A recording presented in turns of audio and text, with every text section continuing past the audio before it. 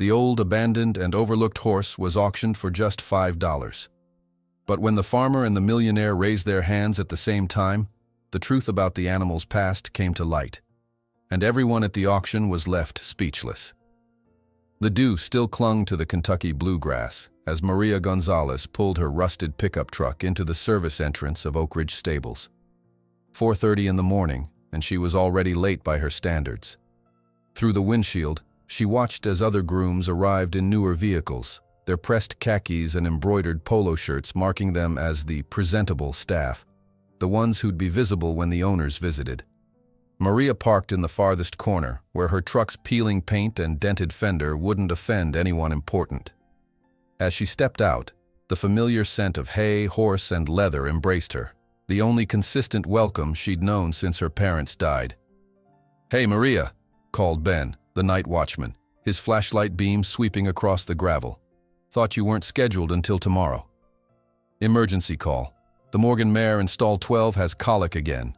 She shouldered her worn leather bag of remedies, oils and tinctures her father had taught her to use, alongside the prescribed medications. Ben nodded. "Good thing they called you. Last time the vet wanted to operate."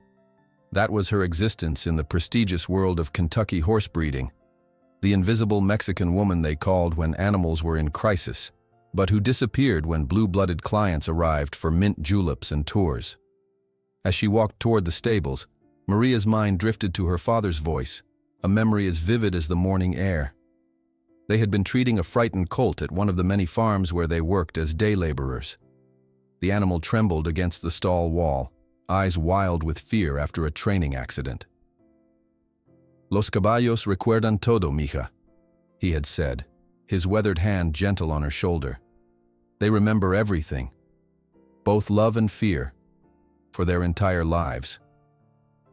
He had taught her to approach with patience, to speak softly, to wait for permission rather than demand compliance. The memory faded as Maria entered the dim stable. In stall 12, the chestnut Morgan mare paced in obvious distress, her sides slick with sweat. "Shh, Bonita," Maria whispered, entering slowly. "I know it hurts."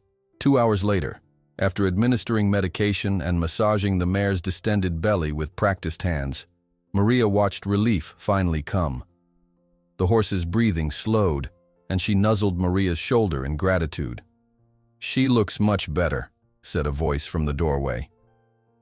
Jefferson Brooks, the impeccably dressed stable manager, checked his Rolex. "The Andersons are arriving at 10 to see their new filly. Perhaps you could use the back exit when you're done? No offense, but appearances matter in this business." Maria nodded, her face carefully blank. She'd heard variations of this request hundreds of times across dozens of farms. No offense. Always no offense. "I'll just clean up here first," she said. Brooks nodded, already turning away, attention on his clipboard. "Fine. Just be discreet." After ensuring the mare was comfortable, Maria gathered her supplies. Instead of heading directly to the service exit, she took a wrong turn, finding herself in an unfamiliar part of the sprawling property. Realizing her mistake, she was about to turn back when she noticed a separate stable structure set apart from the main buildings, partially hidden by ancient oak trees. Something about its isolation called to her. Warning signs decorated the fence. "Danger. No entry. Authorized personnel only." Maria approached cautiously. Through weathered wooden slats, she glimpsed movement. A magnificent Appaloosa stallion with a coat like night sky scattered with stars. The horse paced nervously, his powerful muscles rippling beneath his spotted coat.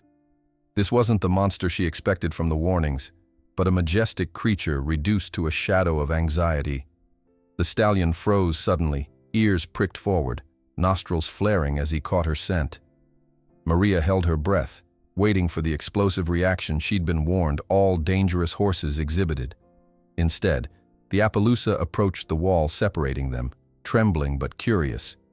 His eyes, deep brown with a rim of white showing, fixed on her with an intensity that made Maria's heart clench. She recognized that look. It wasn't aggression. It was terror. Without thinking, Maria began to hum a lullaby her father had sung to nervous foals, an old Mexican melody about moonlight and safe pastures. Alaroro niño, alaroro ya. ¿Qué te pasa, hermoso? She murmured through the fence. What did they do to you? The stallion took another hesitant step forward. Something in his eyes shifted. Not just fear now, but a glimmer of recognition, as though he understood she wasn't a threat. Maria felt tears welling unexpectedly. In that silent exchange of gazes, she recognized a kindred spirit, another being the world had deemed disposable. "Señorita, get away from there immediately!" The spell shattered at Jefferson Brooks' sharp voice. The stallion retreated to the back of his stall, though not with the panic Maria expected. "That animal is dangerous." Brooks grabbed her arm, pulling her away from the fence. His usually composed face was flushed with genuine alarm. As Maria was escorted away, she glanced back. The Appaloosa remained near the fence, watching her departure without the agitation he reportedly showed around humans. Brooks adjusted his expensive tie nervously as they walked. "That's Thunder, Winchester's prize Appaloosa, or he was until the incident." "What happened?" Maria asked. "His trainer died 6 months ago. Accident in the stall." Brooks lowered his voice. "Thunder went wild afterward. Attacked 3 veterinarians who tried to examine him. Winchester's going to sell him at next month's auction. No one can get near him now." "He's not aggressive," Maria said simply. "He's terrified." Brooks' laugh held no humor. "And you discovered this in 5 magical minutes? We've had equine behavior specialists from across the country try for months." "Fear and aggression look similar, but they're not the same," Maria replied, thinking of her father's teachings. "Well, whatever his issue is, he's Robert Winchester's problem. That Texan oil magnate has more money than patience. Paid $50,000 for Thunder as a breeding stallion and rodeo champion. Now he calls him a waste of hay." They reached the parking area, and Brooks checked his watch again. "I need to prepare for the Andersons. Please remember to use the service road on your way out." Maria nodded and headed to her truck, but Thunder's eyes stayed with her. She had seen that particular kind of fear before, not the natural caution of prey animals, but the specific trauma of abuse. Something terrible had happened in that stall, something that had broken the stallion's trust in humans entirely. That night, in her small trailer at the outskirts of Lexington, Maria couldn't sleep. The trailer, with its patched roof and second-hand furnishings, had been her home since her aunt decided 18 was old enough for Maria to fend for herself. Outside, the Kentucky hills rolled endlessly under moonlight, beautiful and indifferent to the struggles of those who didn't belong to old money and older names. She thought about Thunder, isolated in his stall, imprisoned by fear and misunderstanding. His eyes had held the same loneliness she faced every day, the loneliness of being seen without being understood. Before falling into restless sleep, Maria made a decision that would alter the course of her life. Somehow, she would return to the stable called Willow Creek. Somehow, she would help that horse. The next morning, ignoring the risks to her already precarious freelance position, Maria drove back to Willow Creek. At the security gate, she offered a flimsy excuse. "I think I left my first aid kit in the Morgan stall yesterday," she told the guard, who barely glanced at her before waving her through. The invisible had certain advantages. The main courtyard bustled with activity. Potential buyers were touring the facilities, admiring gleaming thoroughbreds with impeccable bloodlines. Using the distraction to her advantage, Maria slipped away toward the isolated stable she'd discovered yesterday.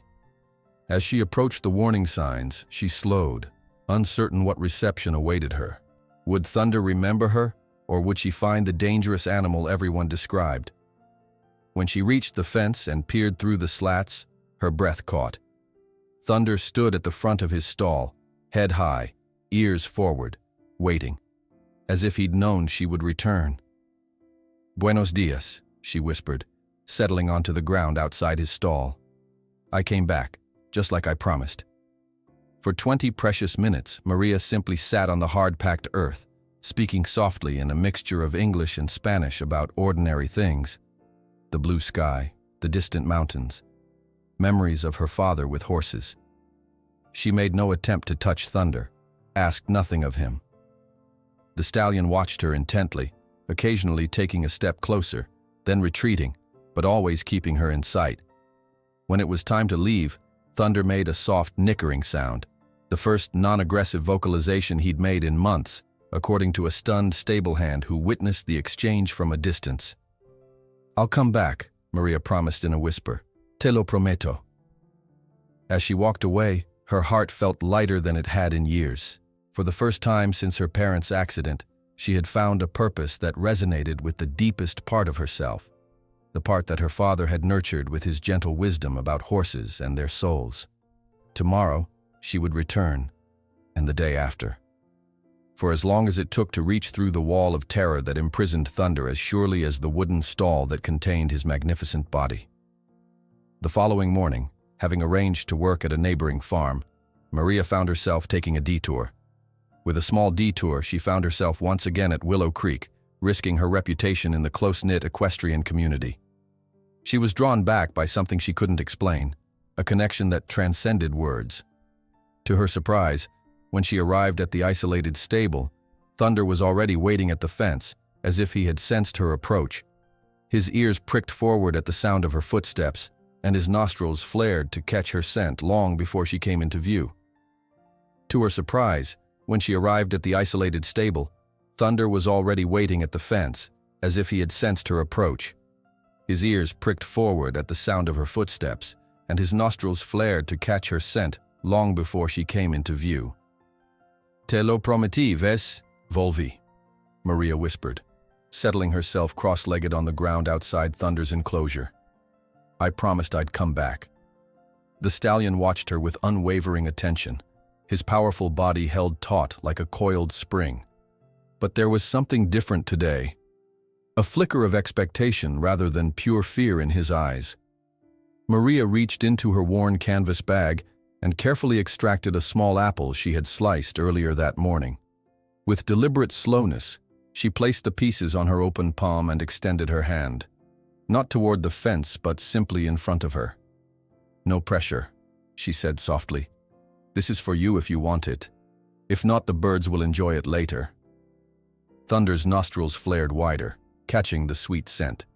He took one tentative step forward, then stopped, conflict evident in his posture.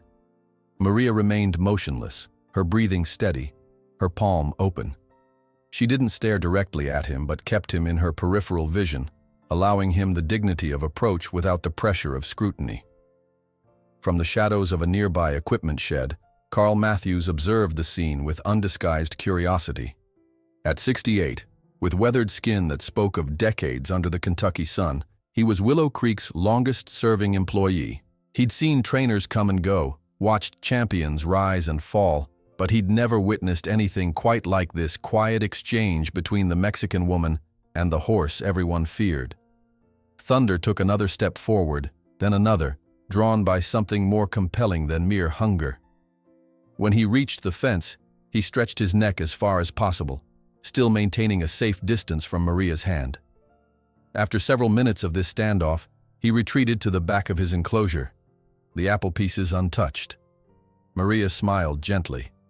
"That's okay. Maybe tomorrow." As she repacked her bag, Carl emerged from his hiding place. "He's never come that close to the fence for anyone since the accident," he said, keeping his voice low. Maria nodded, unsurprised by his presence. "He's deciding if he can trust again." "What exactly are you doing with him?"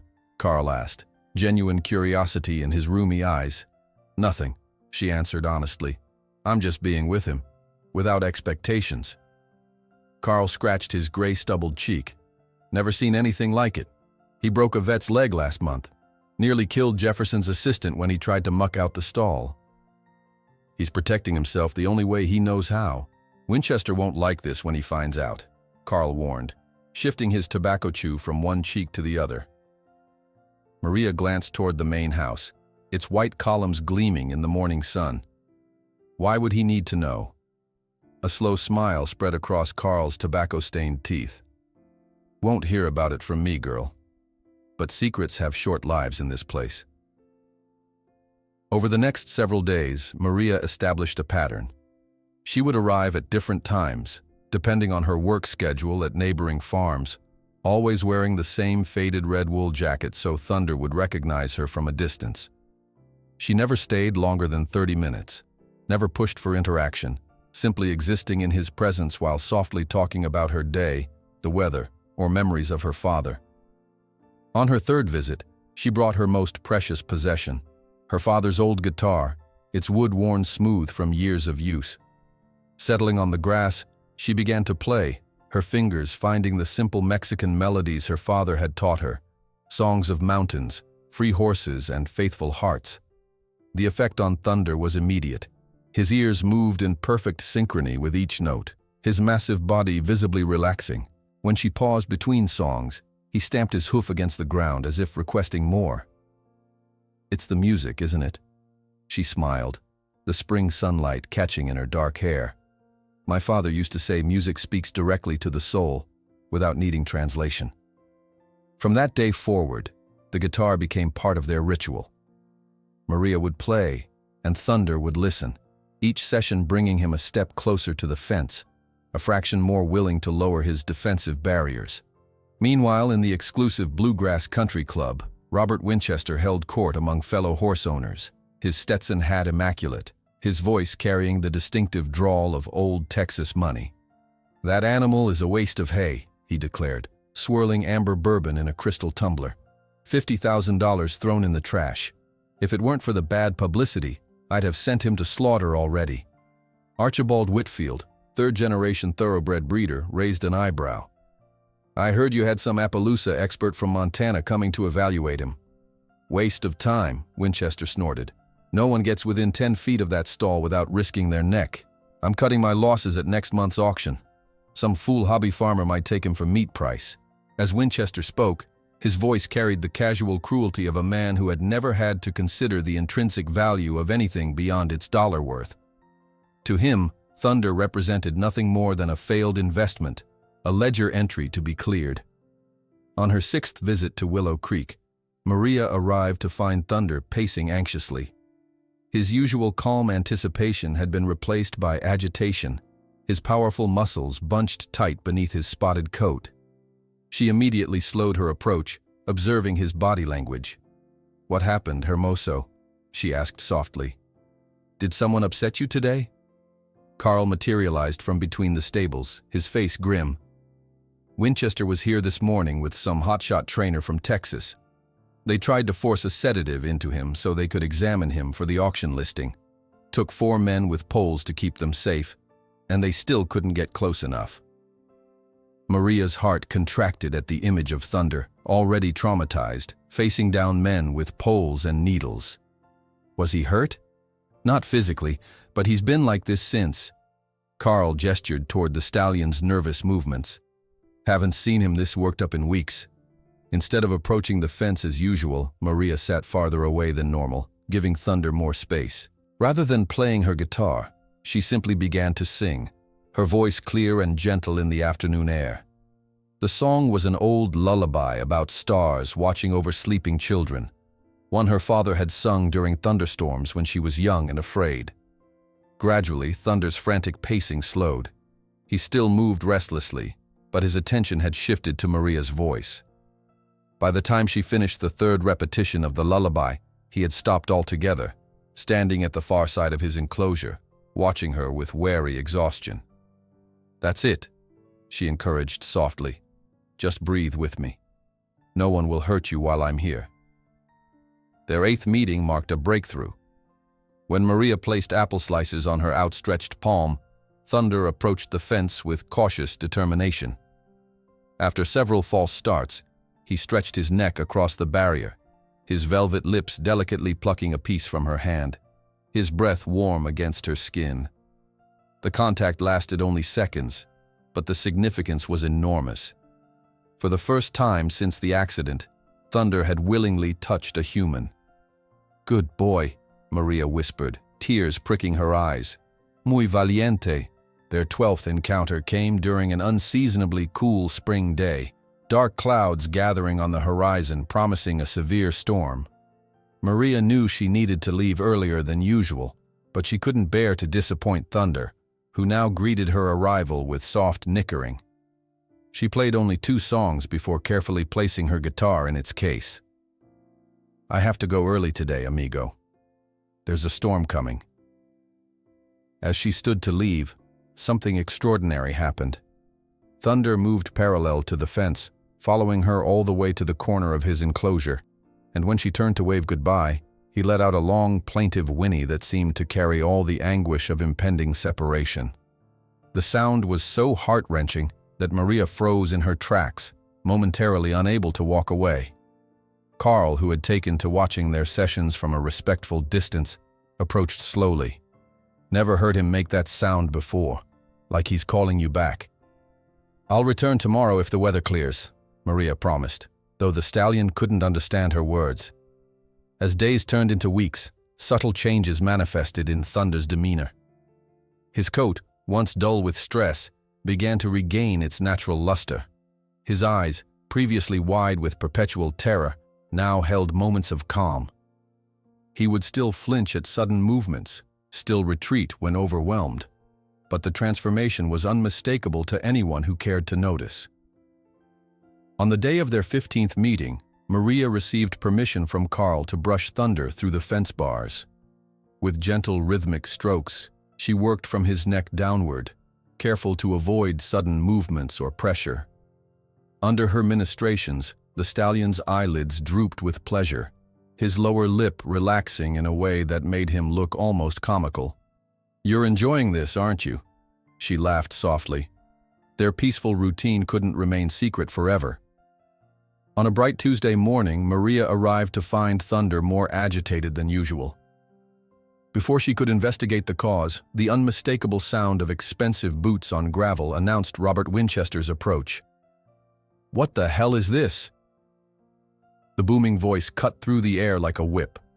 Thunder immediately retreated to the farthest corner of his stall, terror returning to his eyes. "Who authorized your presence here, ma'am?" Maria stood, facing the imposing figure of Winchester in his tailored suit and polished boots. Despite her pounding heart, she kept her voice steady. "I'm just helping the horse recover, Mr. Winchester." "Helping?" Winchester laughed, a sound devoid of humor.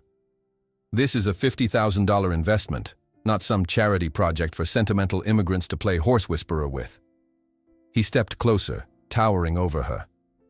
"You are forbidden from entering this property again." "Brooks."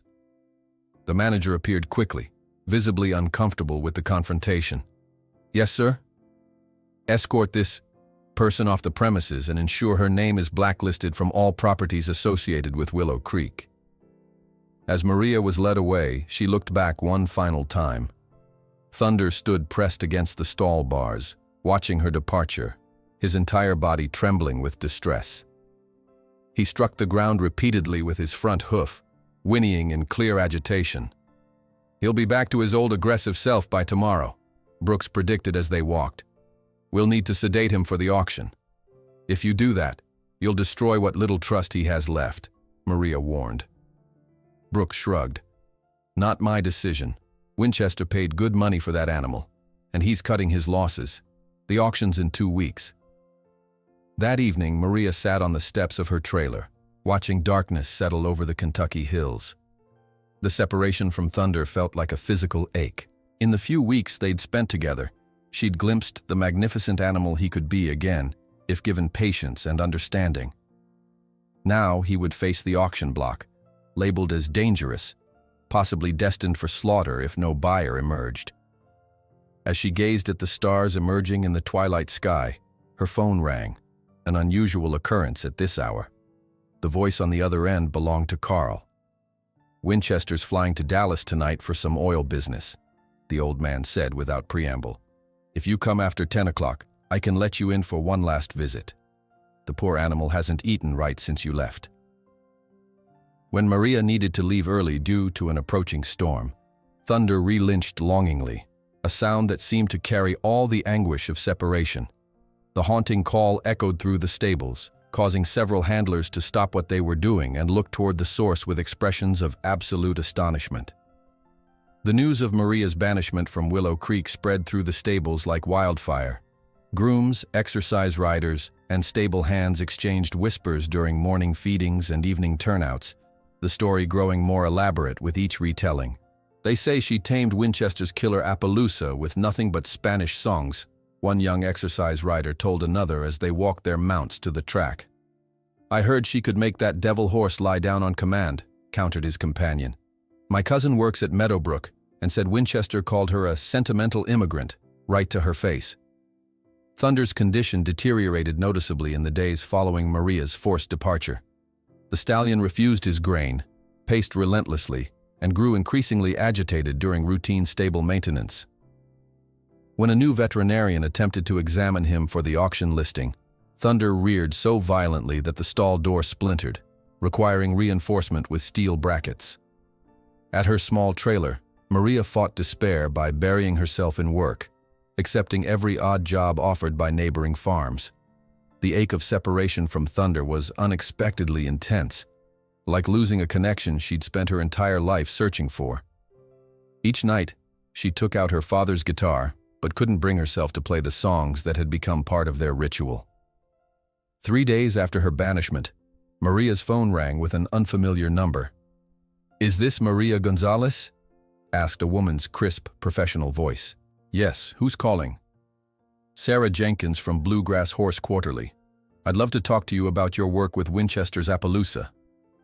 Maria hesitated. "I don't think that's a good idea. Mr. Winchester already made his feelings clear." "That's precisely why I'm calling," Sarah replied. "I was at the Bluegrass Classic yesterday when Winchester made some rather unfortunate comments about you." "What kind of comments?" "The kind that reveal more about him than about you. Would you be willing to meet? Your perspective deserves to be heard." 2 hours later, Maria sat across from Sarah Jenkins at a small coffee shop on the outskirts of Lexington. The journalist was not what Maria expected. A woman in her 50s with salt and pepper hair cut in a practical bob, dressed in riding breeches and a weathered barn coat rather than business attire. "I've been covering the Kentucky horse scene for 27 years, Sarah explained, setting her recorder on the table between them. "In that time, I've watched the industry become increasingly focused on money and prestige at the expense of horsemanship." She leaned forward. "Now tell me about Thunder." Maria hesitated, then slowly began to share her story. Her father's teachings, her discovery of Thunder, their growing connection through music and presence. As she spoke, Sarah took notes, occasionally prompting with questions but mostly listening intently. "Winchester referred to you as a sentimental immigrant playing horse whisperer," Sarah said finally. "Yet from what I understand, you accomplished more with that stallion in a few weeks than his expensive trainers did in months." Maria traced the rim of her coffee cup. "Thunder isn't broken, he's wounded. There's a difference. And what makes you able to see that difference when others can't?" Maria considered the question carefully. "Perhaps because I know what it's like to be seen without being understood." The next day, Maria received an unexpected call from Emily Thompson, owner of the modest Sunrise Acres, a community stable where children learn to ride regardless of their financial background. "I'm sorry to call out of the blue," Emily said, her voice warm but hesitant. "I read about your situation in Sarah's blog post, and I'm wondering if you'd consider helping with our rescue ponies. It's nothing fancy, and the pay isn't great, but—" "Blog post?" Maria interrupted. "What blog post?" 30 minutes later, Maria sat in her trailer, staring at her phone screen in disbelief. Sarah had published a preliminary article on the Bluegrass Horse Quarterly website titled, "The Mexican Whisper, Compassion versus Capital in Kentucky Horse Country." The piece detailed Maria's gentle approach with Thunder, contrasting it sharply with Winchester's dismissive comments at the Bluegrass Classic. "These animals need professional trainers, not Spanish lullabies," Winchester was quoted as saying, champagne flute in hand. "Pedigree horses are investments, not pets for immigrants to get sentimental over." The article had already garnered hundreds of comments, many from smaller horse owners and trainers expressing outrage at Winchester's attitude and support for Maria's methods. Maria's phone rang continuously throughout the day. Former clients for whom she'd worked sporadically called to offer freelance positions. The local 4-H club coordinator invited her to give a demonstration on gentle horse handling. Even Eleanor Whitfield, the 82-year-old matriarch of one of Kentucky's oldest breeding families, left a voicemail expressing her distaste for Robert's unseemly remarks and her admiration for anyone who truly speaks the language of horses. That evening, a local radio station aired an interview with Eleanor, her aristocratic voice crackling with age but still commanding respect. "All my life I've heard that money buys the best horses," she declared. "But no fortune can purchase what that young Mexican woman possesses, the ability to speak to the soul of a wounded animal. That's a gift that cannot be bought, only recognized and honored." As public opinion shifted, Winchester became increasingly defensive. At an exclusive charity event at the Churchill Downs Museum, he found himself cornered by reporters asking about the Mexican horse whisperer rather than his newly acquired yearling prospects. "This has been blown completely out of proportion," he snapped, his face flushed with irritation. That woman was trespassing on private property, interfering with a valuable animal. If she had any actual qualifications beyond sentimental mumbo-jumbo, she wouldn't be scraping by as a day laborer. The comment, reported in the following day's Lexington Herald, only fueled the growing backlash. By week's end, Sarah Jenkins had expanded her initial blog post into a double-page feature for the print edition of Bluegrass Horse Quarterly, complete with contrasting photographs of Maria's simple trailer home and Winchester's palatial estate. A tale of two Kentuckys, the whisperer and the horse. "Everyone Feared" became the most read article in the magazine's history. Sarah had tracked Maria to her trailer and documented her story, her orphaned childhood, her natural gift with traumatized horses, and the special connection with thunder. The piece included childhood photos of Maria with her father working with horses, placing her methods within a tradition of horsemanship that predated the commercialization of the industry. "My father taught me that horses have soul and memory," Maria was quoted saying, her dark eyes serious in the accompanying photograph. "They carry their past in their bodies. You cannot force healing. You can only create the conditions where it becomes possible." The article sparked intense debate in the equestrian community. Established trainers dismissed Maria's approach as impractical sentimentality, while smaller operators and recreational riders embraced her emphasis on relationship over dominance. Emails flooded the magazine's office, with readers sharing their own stories of healing damaged horses through patience and understanding. Maria, overwhelmed by the sudden attention, took refuge in her work at Sunrise Acres, where Emily Thompson had created a position for her overseeing the rehabilitation of rescued horses. The modest stable, with its weathered red barn and simple paddocks, felt more like home than anywhere she'd lived since her parents' death. "You've started something important," Emily told her one evening as they watched children from the local 4-H club grooming rescue ponies.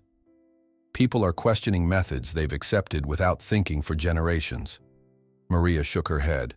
"I just wanted to help one horse." "Sometimes that's how revolutions begin," Emily replied with a smile, "by helping one being that everyone else had given up on." Despite finding purpose at Sunrise Acres, Maria couldn't stop thinking about thunder. The auction was now only 5 days away. According to Carl, who called with updates whenever he could, the stallion had grown increasingly agitated, refusing food and showing signs of distress that concerned even the most hardened stable hands. "They're planning to sedate him heavily for the auction," Carl reported during their last call. "Brooks is worried he'll hurt someone or himself with the way he's carrying on. It's like he knows something bad is coming." The night before the auction, Maria sat on her trailer steps, watching stars emerge in the velvety Kentucky sky. Her phone rang. Carl again, his voice hushed and urgent. "Winchester's flying to Dallas tonight for some emergency oil business. He won't be back until morning, and Brooks is visiting his mother in Louisville." The old man paused. "If you came after 10 o'clock, I could let you in for a final visit. The poor animal hasn't eaten right since you left." Maria's heart raced. "Carl, you could lose your job." "I'm 70 next month," he replied gruffly. "Been watching horses be mistreated by rich men for 50 years. Maybe it's time I did something about it before I die." At precisely 10:15 that night, Maria parked her truck a quarter-mile from Willow Creek's service entrance and walked the remaining distance. Carl was waiting by the gate, his weathered face hidden beneath the brim of a worn baseball cap. "Come on," he whispered. "The night watchman is having his dinner in the staff room. We have maybe 30 minutes. They moved silently through the shadowy grounds, guided by Carl's flashlight. The spring air hung heavy with the scent of blooming dogwood and freshly turned earth. When they reached Thunder's isolated stable, Maria's breath caught at the sound of restless movement within, the persistent pacing of an animal in distress. "He's been like this for days," Carl murmured, unlocking the padlock on the outer gate. "Won't let anyone near him. Barely touches his food." As Maria approached the stall, Thunder's agitated movements stilled. A soft nickering sound emerged from the darkness, a greeting that made tears spring to her eyes. "Hey, beautiful," she whispered in Spanish. "I came back, just like I promised." Carl hung back, watching with undisguised wonder as Thunder approached the stall door, his massive head extending over the top to catch Maria's scent.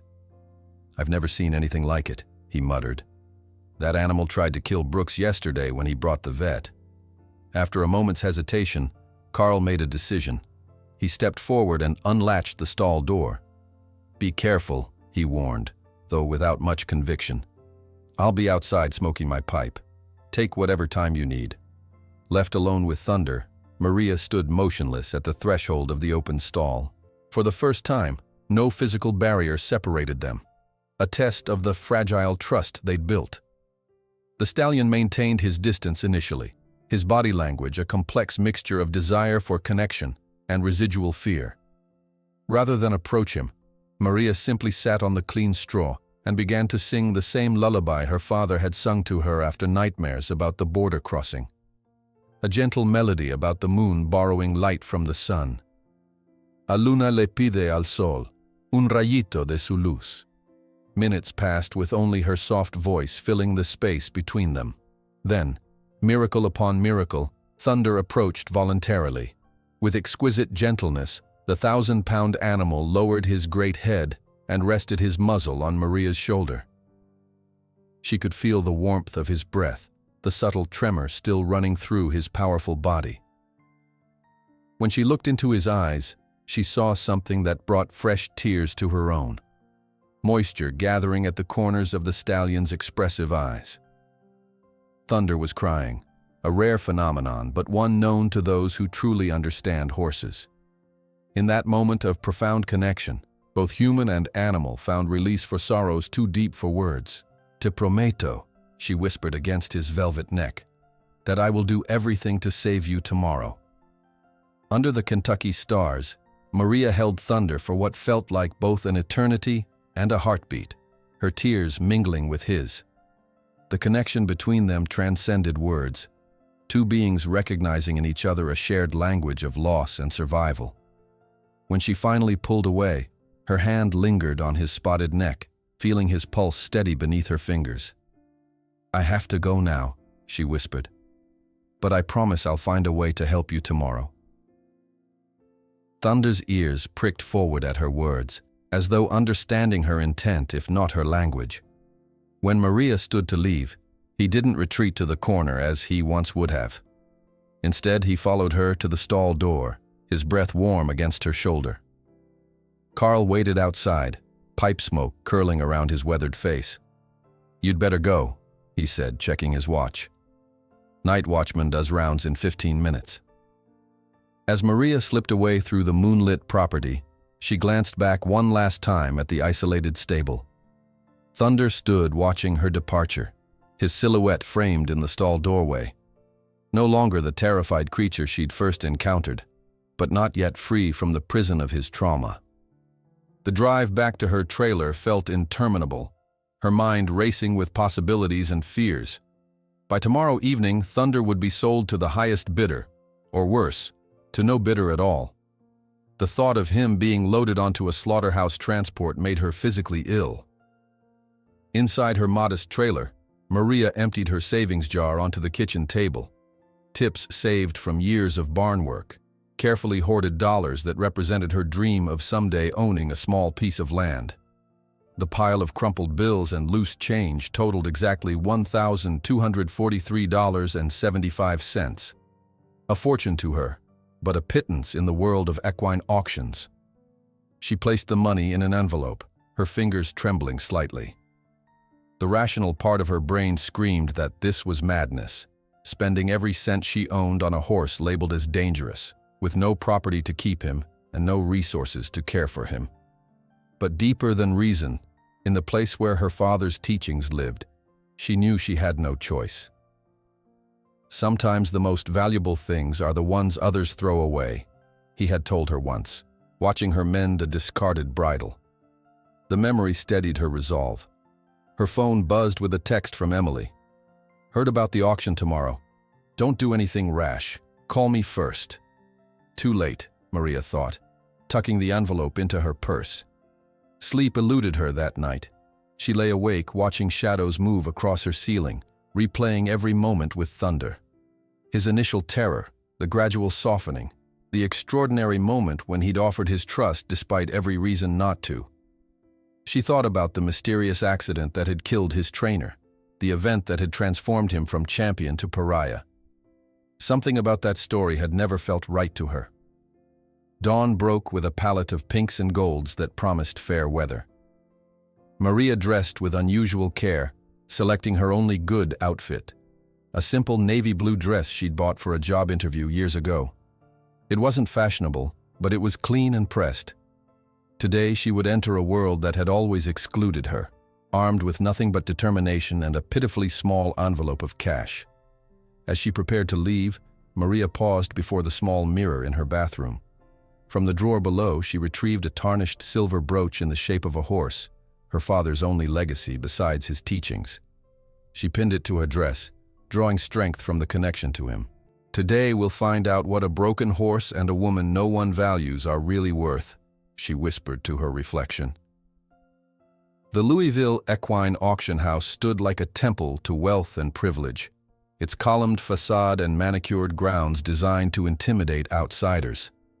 Maria parked her battered truck far from the line of Range Rovers and Mercedes, steeling herself for the scrutiny to come.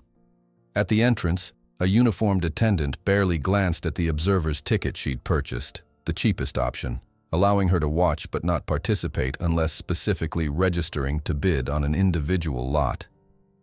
Inside, the auction hall gleamed with crystal chandeliers and polished wood paneling, the air perfumed with expensive cologne and leather polish.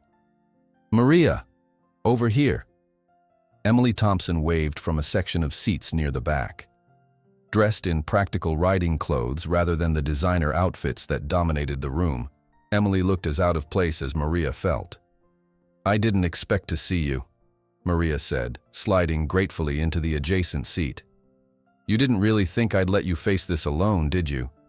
Emily squeezed her hand. "Besides, I want to see who buys that horse of yours." "He's not my horse," Maria replied automatically, though her heart disagreed. Emily lowered her voice as the auctioneer took his position at the podium. "Don't get your hopes up, dear. Winchester has influence enough to block any bid you might make, even if you had the money." Maria nodded, her stomach knotted with anxiety. The auction began with yearlings and broodmares from prestigious bloodlines, each bringing tens or hundreds of thousands of dollars after spirited bidding. The casual disposal of wealth made Maria's envelope feel even more inadequate. Hours passed. Thoroughbreds, quarter horses, and European warmbloods came and went, their futures determined in minutes by the rise and fall of numbered paddles. Maria watched it all with a growing sense of despair, noting how the animals themselves were barely acknowledged, except in terms of their economic potential. "Next lot approaching," announced the auctioneer, his voice showing the first signs of fatigue. "Number 157, Appaloosa Stallion, 7 years old, previously a rodeo champion and breeding prospect." Maria sat up straighter, her heart hammering against her ribs. Through the large doors at the side of the ring, 2 nervous handlers appeared, each gripping a lead rope attached to Thunder's halter. The stallion moved reluctantly, his spotted coat dull under the harsh lights, his eyes rolling at the unfamiliar environment and murmuring crowd. "Currently displays," Challenging behavior, the thin auctioneer continued, his discomfort evident. Sold as is, no guarantees. Suggested opening bid of $500. An uncomfortable silence fell over the hall. No one raised a hand or catalog. Thunder pawed the ground nervously, confirming his problematic reputation. $400? Suggested the auctioneer, immediately lowering the price. Still no response. 300? 200? Maria prepared to raise her hand, but Emily held her wrist firmly. Not yet, she whispered. Let it drop further. The auctioneer looked increasingly uncomfortable. Ladies and gentlemen, we're talking about a pedigreed animal. $100. When no offer emerged, the auctioneer glanced nervously toward the VIP box where Winchester sat, his expression darkening with each passing second. The Texan made an irritated gesture to continue lowering the price. $50? Folks, this animal has slaughter value exceeding that. Finally, when the price dropped to a mere $5, two hands rose simultaneously. Maria's, trembling but determined, and surprisingly that of an elderly man in simple clothing seated on the opposite side of the hall. The auctioneer pointed toward Maria. We have $5 from the lady in the back. Anyone offer 10? To everyone's astonishment, Robert Winchester rose from his VIP seat. $50, he announced in a strong voice, staring directly at Maria. 100, she countered, ignoring Emily's warning squeeze on her arm. 500, Winchester responded immediately. A murmur ran through the crowd. Everyone knew Maria couldn't compete with the billionaire, and many wondered why Winchester suddenly wanted so badly a horse he'd been willing to sell for $5 moments before. $1,000, declared the elderly man, who had initially raised his hand with Maria. He stood up, revealing himself as a modest farmer in clean but simple clothes. Winchester turned, surprised by the new competitor. 2,000, he replied coldly. 5,000, said the elderly man with surprising calm. The room exploded in whispers. The auction that had begun as a disposal sale had suddenly transformed into a serious battle. Winchester, visibly irritated, descended from the VIP box and approached the ring. $10,000, and let's end this charade, he announced. The elderly man walked slowly down the center aisle until he stood face to face with Winchester. The tension in the hall was palpable. My name is John Peterson from Shelbyville, he announced in a surprisingly firm voice for his age. 7 years ago, that young Mexican woman, he pointed to Maria, saved my only workhorse when all the veterinarians had given up. She spent 3 nights in my barn, sleeping in the hay, caring for an animal worth little in money, but everything to my small farm. Peterson then turned to address the audience, ignoring Winchester's furious expression. But I'm not here just to repay a favor. I'm here because I worked as a night security guard at Willow Creek for 3 months last year, before being fired without explanation. The auctioneer tried to interrupt, but Peterson continued, his voice gaining strength. On the night of October 17th, I witnessed something I shouldn't have. I saw Winchester, he pointed directly at the magnate, brutally beating this horse's trainer, Michael Collins, after they lost the prestigious Blue Ridge Championship to his longtime rival. A deathly silence fell over the hall. Winchester stepped forward threateningly. This is slander. Security. The horse witnessed everything, Peterson continued, undeterred. I watched the horror in his eyes as Winchester repeatedly struck Collins with a training whip, even after the man fell. Thunder tried to defend his trainer, charging at Winchester, who managed to escape. Collins fell from the stable platform in the confusion and broke his neck. The death was reported as an accident, but it wasn't. Winchester was livid, his face red with fury. You're ruined, old man. I'll sue you for every penny. I have the security camera footage, Peterson responded calmly. The ones that mysteriously disappeared from the security room the next morning. I made a copy before they vanished. That's why I was fired weeks later, with the excuse of budget cuts. In the ring, Thunder reacted to the sound of Winchester's furious voice, whinnying and rearing aggressively, inadvertently confirming Peterson's story. Several former Willow Creek employees present at the auction exchanged meaningful glances, clearly unsurprised by the revelation. The auctioneer, noting the gravity of the situation and seeing two uniformed police officers approaching the entrance, quickly banged his gavel. "Sold for $5 to the lady in the back," he declared, pointing to Maria. "Next lot." As Winchester was surrounded by police officers and journalists, Maria approached the ring timidly. Thunder, still agitated, stopped immediately upon seeing her. Under the astonished gaze of everyone, she began to sing softly the same Mexican lullaby. The imposing stallion lowered his head and walked calmly toward her, ignoring the handlers still holding the ropes. "La luna le pide al sol." Maria continued singing as she extended her hand through the ring fence. Thunder stretched his muzzle and rested it gently in her open palm, as if he had finally come home.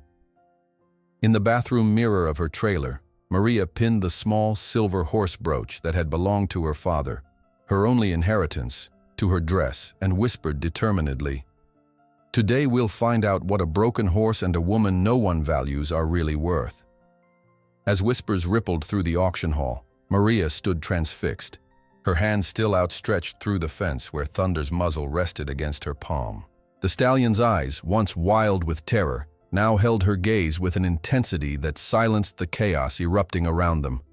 For a suspended moment, they existed in a bubble of calm while security personnel escorted Winchester toward a side door, the oil magnate's face mottled with rage as he shouted about lawsuits and defamation. "Miss, we need you to come complete the paperwork," a flustered auction assistant called, clutching a clipboard to her chest. "And we'll need arrangements made for the animal's immediate removal." Emily appeared at Maria's side, her practical demeanor a welcome anchor. "I'll help with the forms. You stay with him." Thunder's ears flicked back and forth, tracking every sound in the crowded space. His nostrils flared with each breath, but he remained steady beside Maria, as though her presence formed a protective barrier against the overwhelming stimuli that had sent him into a panic minutes earlier. "That's it, Hermoso," Maria murmured, continuing to stroke his neck through the fence rails. "We're going home." The word caught in her throat. Home. Where exactly would that be? The reality of her impulsive purchase crashed down with sudden weight. Her trailer sat on rented land that explicitly prohibited livestock. She had exactly $5 left to her name after spending her savings on the auction ticket and observer's fee. And the magnificent creature now legally hers required specialized care, secure fencing, and daily feed that cost more than she sometimes earned in a week. Emily returned with completed forms and a troubled expression. "They want him off the premises within the hour. The media's arrived and management is having a meltdown." "But how? He won't enter a trailer," Maria began.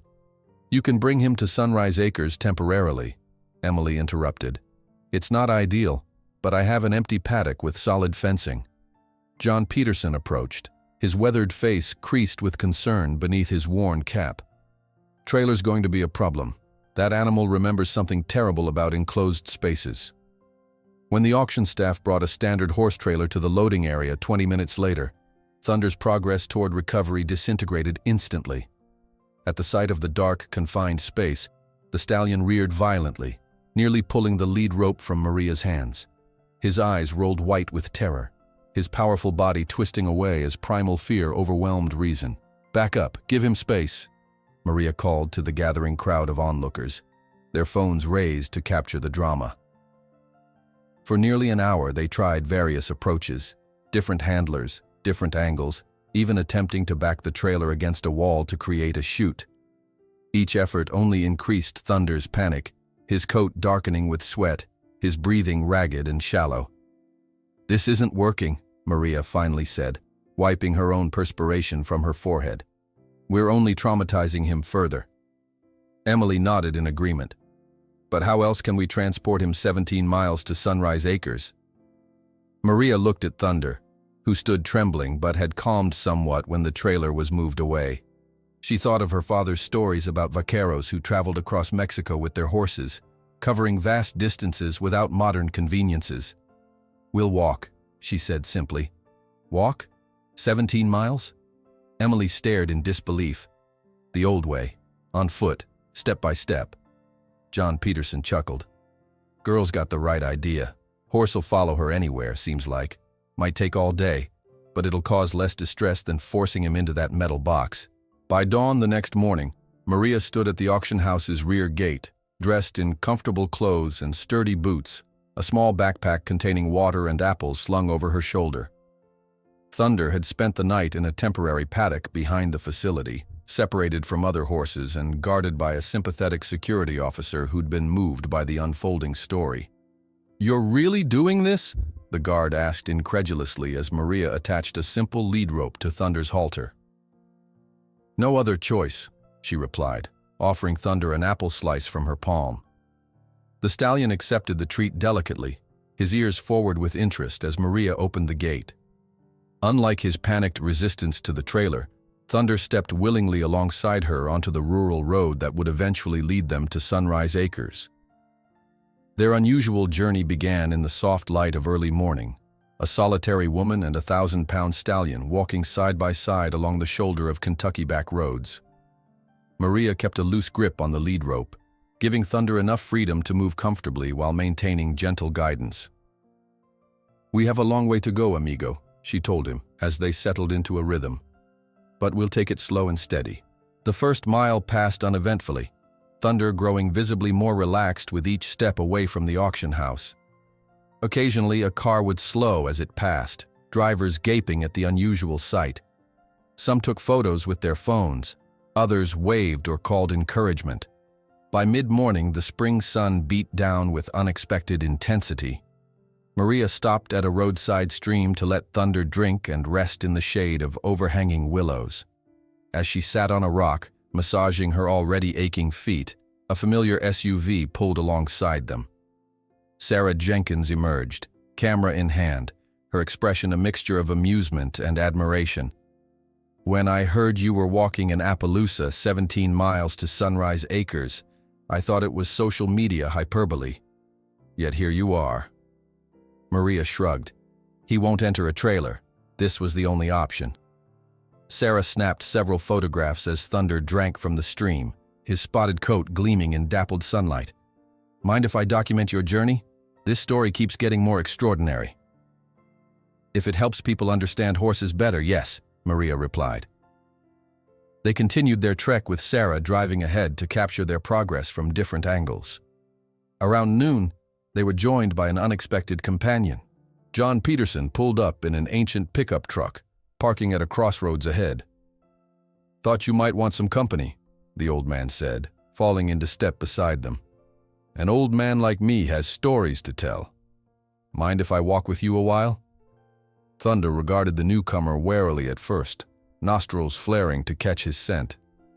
But Peterson maintained a respectful distance, his movements slow and deliberate, his voice pitched low as he began sharing tales of the Kentucky horse country from decades past. "Used to be different," he explained as they walked, "before the big money came in. Horses were valued for their heart and intelligence, not just their bloodlines and speed. Trainers took time, building relationships instead of demanding instant results." Maria listened, drawing parallels to her father's teachings.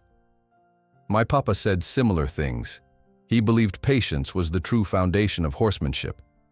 As they passed through a small community, children on bicycles began to follow at a distance, fascinated by the magnificent spotted stallion walking calmly through their neighborhood. Maria noticed many of the children were Latino, their excited Spanish reaching her ears in familiar cadences. "Mira el caballo, qué hermoso," they called to each other. One brave boy pedaled closer. "Señora, can we pet him?" Maria shook her head gently. "Not today, Chico. He's still learning to trust. But you can walk beside us if you stay calm." Soon they had accumulated a small parade, Sarah documenting everything, Peterson sharing stories with anyone who would listen, and a growing entourage of children on bicycles escorting them through town. At a rest stop near a local farm, the owner emerged with buckets of fresh water and carrots for Thunder. "Read about you folks in the morning paper," he said, nodding toward Sarah. "This horse is the one from Winchester's place?" Maria nodded, gratefully accepting a bottle of water for herself. Never liked that Texan, the farmer confided. Treats his horses like machines. Good to see this one got away. As afternoon stretched toward evening, Thunder showed remarkable changes. His head carried lower, relaxed rather than vigilant. His stride lengthened, confident rather than hesitant. Each mile seemed to take him further from the trauma of his past, as though the physical journey paralleled an inner one. When they crested a hill and Sunrise Acres came into view, its modest red barn and simple paddocks a welcome sight after 12 hours of walking, Maria felt tears of exhaustion and relief sting her eyes. To her surprise, a small crowd had gathered at the entrance. Emily stood at the center, surrounded by horse owners from neighboring farms, all waiting to welcome them. "You made it," Emily called, coming forward to meet them. As they approached the property, Maria felt Thunder tense slightly at the sight of strangers. She slowed their pace, giving him time to assess the situation. "It's okay," she murmured. "These are friends." Emily had prepared well. The designated paddock stood away from the main barn, offering privacy and a sense of security. Fresh water, hay, and a simple three-sided shelter awaited. "It's not Willow Creek," Emily explained apologetically, "but it has fresh grass and no electric fences." The moment of truth came when they reached the paddock gate. Maria unclipped the lead rope from Thunder's halter, giving him complete freedom for the first time since the auction. Everyone watching expected the stallion to bolt into the open space, reveling in his newfound liberty. Instead, Thunder remained at Maria's side, his muzzle gently nudging her shoulder as if seeking reassurance that she wasn't leaving. Only when she stepped into the paddock and gestured forward did he move ahead, exploring his new surroundings with cautious interest rather than desperate flight. As the small crowd dispersed and twilight descended, Maria sat on the fence watching Thunder graze peacefully. His spotted coat glowed amber in the setting sun, his movements now fluid and calm rather than rigid with fear.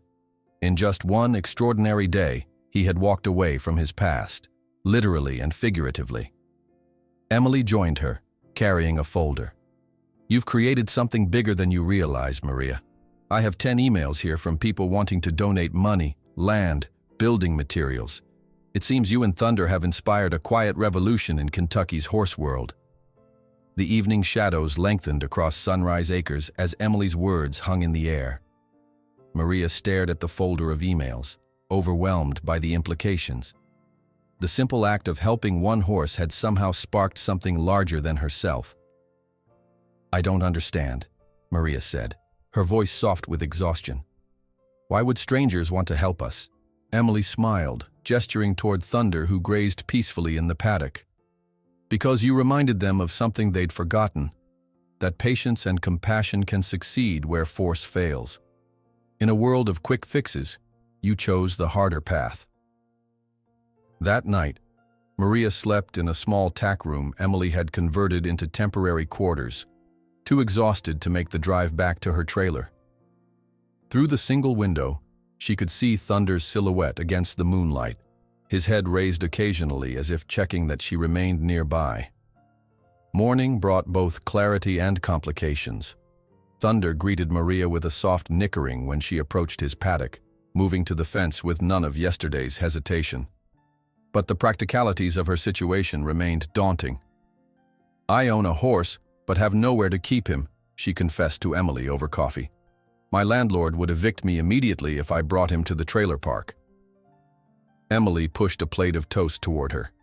"You can board him here temporarily, but we're already overcrowded with rescue cases."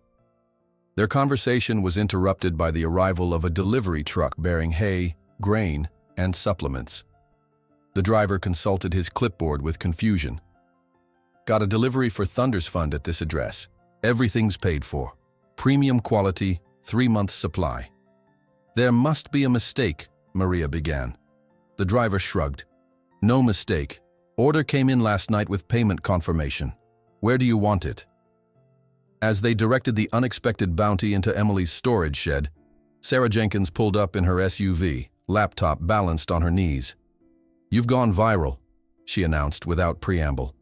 "My article has 30,000 shares since midnight." The video of you walking Thunder down Route 17 has over 100,000 views. She turned her computer to show them. Footage of Maria and Thunder walking side by side along Kentucky backroads, the stallion's spotted coat gleaming in sunlight, his demeanor progressively calming with each mile of their journey. People are captivated by the visual metaphor, taking the slow, hard road rather than forcing a quick solution, Sarah explained. And Winchester's arrest this morning for animal cruelty and possible involvement in Collins's death has only intensified interest. Maria felt dizzy with the sudden attention. I just wanted to help him, she said, watching Thunder through the window as he explored his new paddock with careful curiosity. That's exactly why people are responding, Sarah replied. In a cynical world, genuine compassion stands out. By noon, the first visitors arrived. A local 4-H club whose leader hoped to show the children an alternative approach to handling troubled horses. Maria initially hesitated, concerned about overwhelming Thunder with strangers. But when she explained that the stallion needed distance and quiet, the children surprised her with their understanding.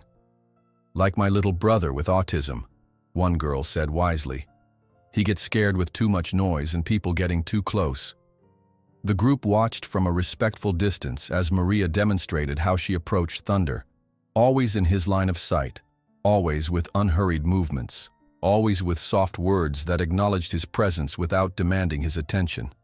Horses are prey animals, she explained to the attentive children. They survive by being constantly aware of potential threats. When a horse has been traumatized, that vigilance becomes extreme. Everything is perceived as dangerous. How do you fix them? A small boy asked. Maria smiled. We don't fix them like broken toys. We create safety, consistency, and choice. Then they heal themselves, at their own pace. As the children departed, having learned more from what they hadn't been allowed to do than from what they had, John Peterson arrived in his battered pickup. The elderly man carried a burlap sack that he presented to Maria with awkward formality. Apples from my orchard, he explained. Best ones I've got. Thought your friend might appreciate them. Thunder, who had been observing from the far side of the paddock, surprised them by approaching the fence as Peterson spoke. The stallion's ears pricked forward with interest, his nostrils flaring to catch the scent. He remembers your voice from our walk yesterday, Maria said, taking an apple from the sack. Peterson watched with undisguised wonder as Thunder delicately accepted the fruit from Maria's hand. Hard to believe this is the same animal Winchester couldn't get near without sedatives and restraints. He's still the same horse, Maria corrected gently. He just feels safe enough now to show a different side of himself. That afternoon brought another challenge. Maria attempted to place a light blanket on Thunder's back, the first step toward eventually accepting a saddle. At the unfamiliar pressure, the stallion flinched violently, skittering sideways with whites of his eyes showing. It's okay, Maria soothed, immediately removing the blanket. Too much, too soon, my mistake. Rather than forcing the issue, she simply draped the blanket over the fence rail and continued their usual grooming routine. After 20 minutes, Thunder's curiosity overcame his wariness. He stretched his neck to sniff the blanket, then lipped it cautiously. See? Not so scary after all, Maria murmured, letting him investigate at his own pace. By evening, the blanket lay across Thunder's withers for brief moments before being removed, each successful repetition building his confidence that this new experience wouldn't harm him. As twilight settled over Sunrise Acres, Maria sat on an overturned bucket outside Thunder's paddock, exhausted but content. The stallion grazed nearby, occasionally raising his head to check her position, a behavior that touched her deeply. After a lifetime of fear, he was choosing to keep her in sight rather than maintain maximum distance. Dr. Williams, the local veterinarian, arrived for a scheduled examination, Thunder's first since his rescue. The older man approached with the measured movements of someone who understood frightened animals. I've been following your story, he said to Maria. Remarkable progress in such a short time. Thunder tensed as the unfamiliar man entered his space, but didn't retreat to the far corner as Maria had feared. Instead, he positioned himself behind her shoulder, using her as a buffer between himself and the potential threat. "That's telling," Dr. Williams observed. "He sees you as safety. Mind if I just observe for a few minutes before attempting to touch him?" The vet sat quietly on a hay bale, explaining his approach to Maria. "Often we veterinarians rush examinations because of time constraints. But with trauma cases, establishing trust is more important than immediate treatment, unless there's an emergency." After 15 minutes of patience, Thunder allowed Dr. Williams close enough to perform a basic assessment, heart rate, respiration, and a visual examination of his condition. "He's underweight but not dangerously so," the veterinarian concluded. "Muscle tension along his back suggests he's been bracing for pain or threat. But his eyes show remarkable improvement from what I've heard described. There's awareness there, not just blind terror." As the doctor prepared to leave, he made an unexpected offer. "I teach at the veterinary college. Would you allow me to bring students here to observe your methods? This kind of case study would be invaluable for teaching trauma-informed approaches." Before Maria could respond, headlights swept across the paddock as a truck pulled into the driveway. Emily emerged from the barn, her expression tense.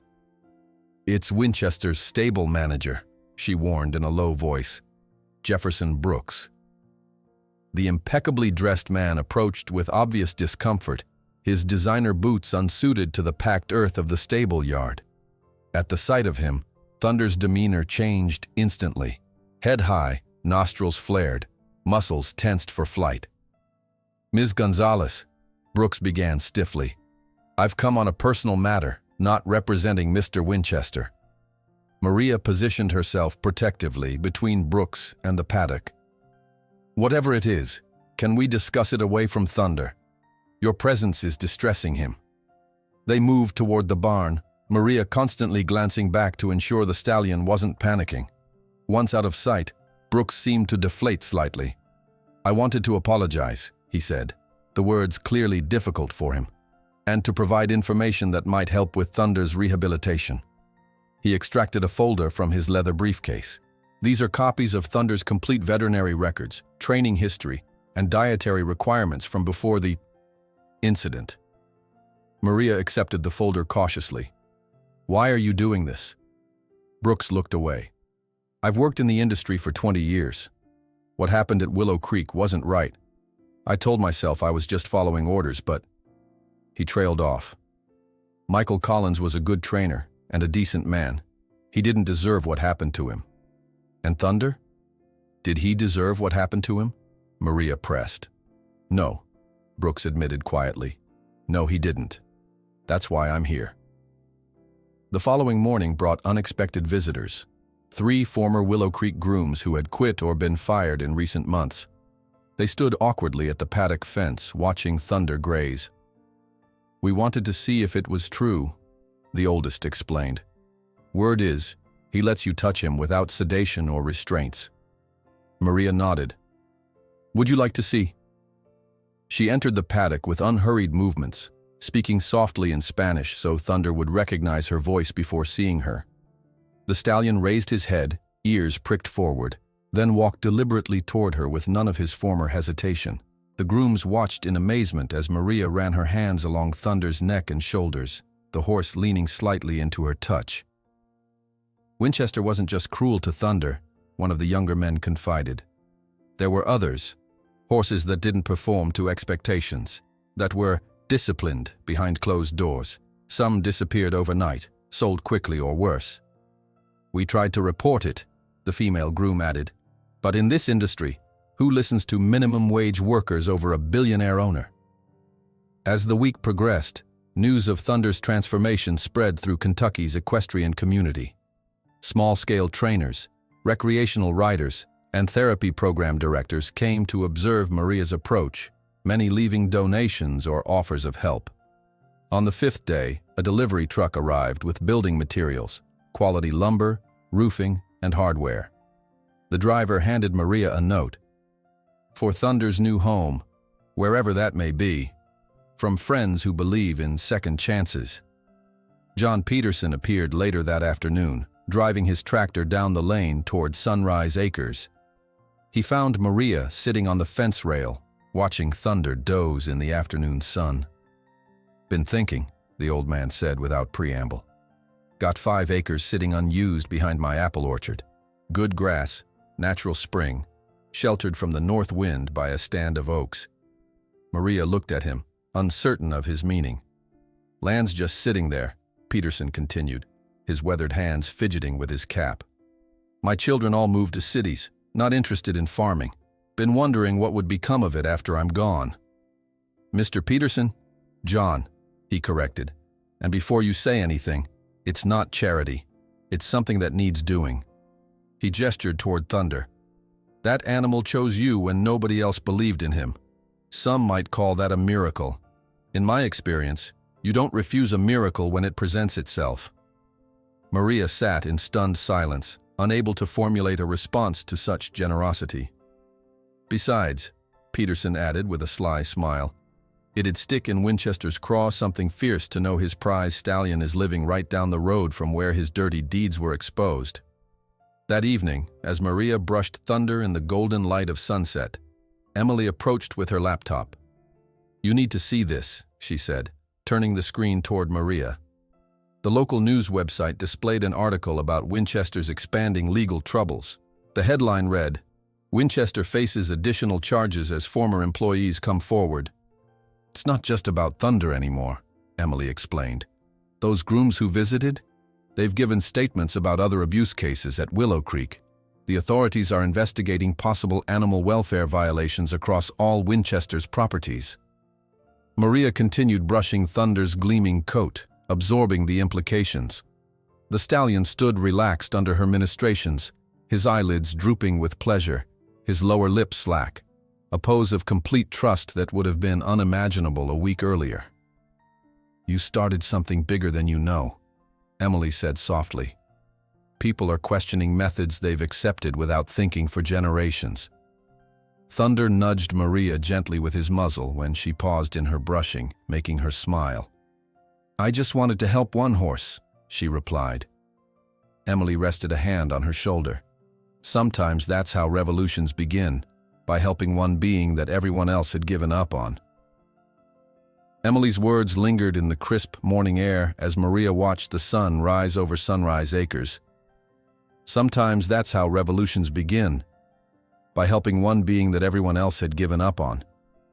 The simplicity and truth of the statement settled into Maria's heart as she carried a bucket of fresh water to Thunder's paddock. The stallion approached the fence with newfound confidence, his eyes no longer wide with terror, but bright with recognition.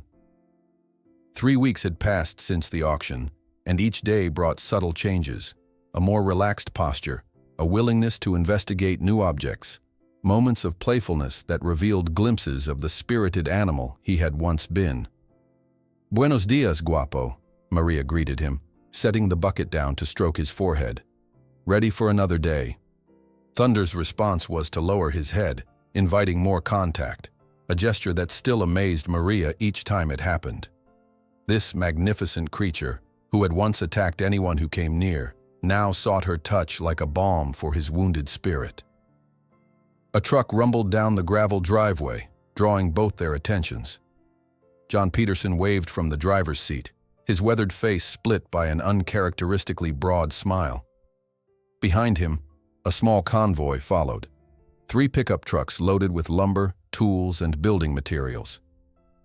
"Your construction crew has arrived," Peterson announced, climbing stiffly from the cab. "These fellows heard about your situation at the farmer's market yesterday." 5 men and 2 women in work clothes emerged from the vehicles, introducing themselves as local contractors, carpenters, and a plumber. Maria recognized one as the father of a child from the 4-H club that had visited. "We've got the day off. Thought we'd help get started on that shelter," explained the oldest, a silver-haired carpenter named Frank. "John here says you've got permission to build on his land." Maria nodded, still processing the unexpected support. "He's generously offered space for Thunder, but I couldn't possibly accept free labor as well." "It's not free," interrupted a stocky woman with calloused hands and a no-nonsense expression. "My daughter's horse was rescued from a neglect situation last year. Someone helped us then.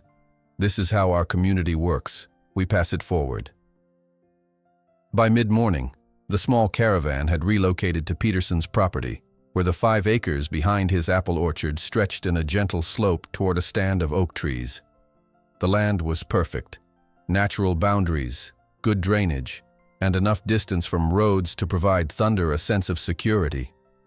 Maria watched in amazement as the volunteers laid out plans for a modest but solid shelter and began marking foundation points. Their easy competence and genuine enthusiasm made her throat tight with emotion. "I never expected this," she confided to Peterson as they stood watching the activity. "Where I come from, you don't ask for help. You just endure." The old man nodded. "Pride's a luxury when animals are suffering. These folks aren't doing it for you anyway." He gestured toward Thunder, who was exploring the new property from the temporary paddock they'd erected that morning. "They're doing it for him, and for what he represents." "And what's that?" Maria asked. "Hope, I reckon. Proof that damage doesn't mean disposable." As the day progressed, more helpers arrived. A local feed store owner donating mineral blocks and bedding. A retired veterinarian offering free vaccines. Families bringing packed lunches for the workers.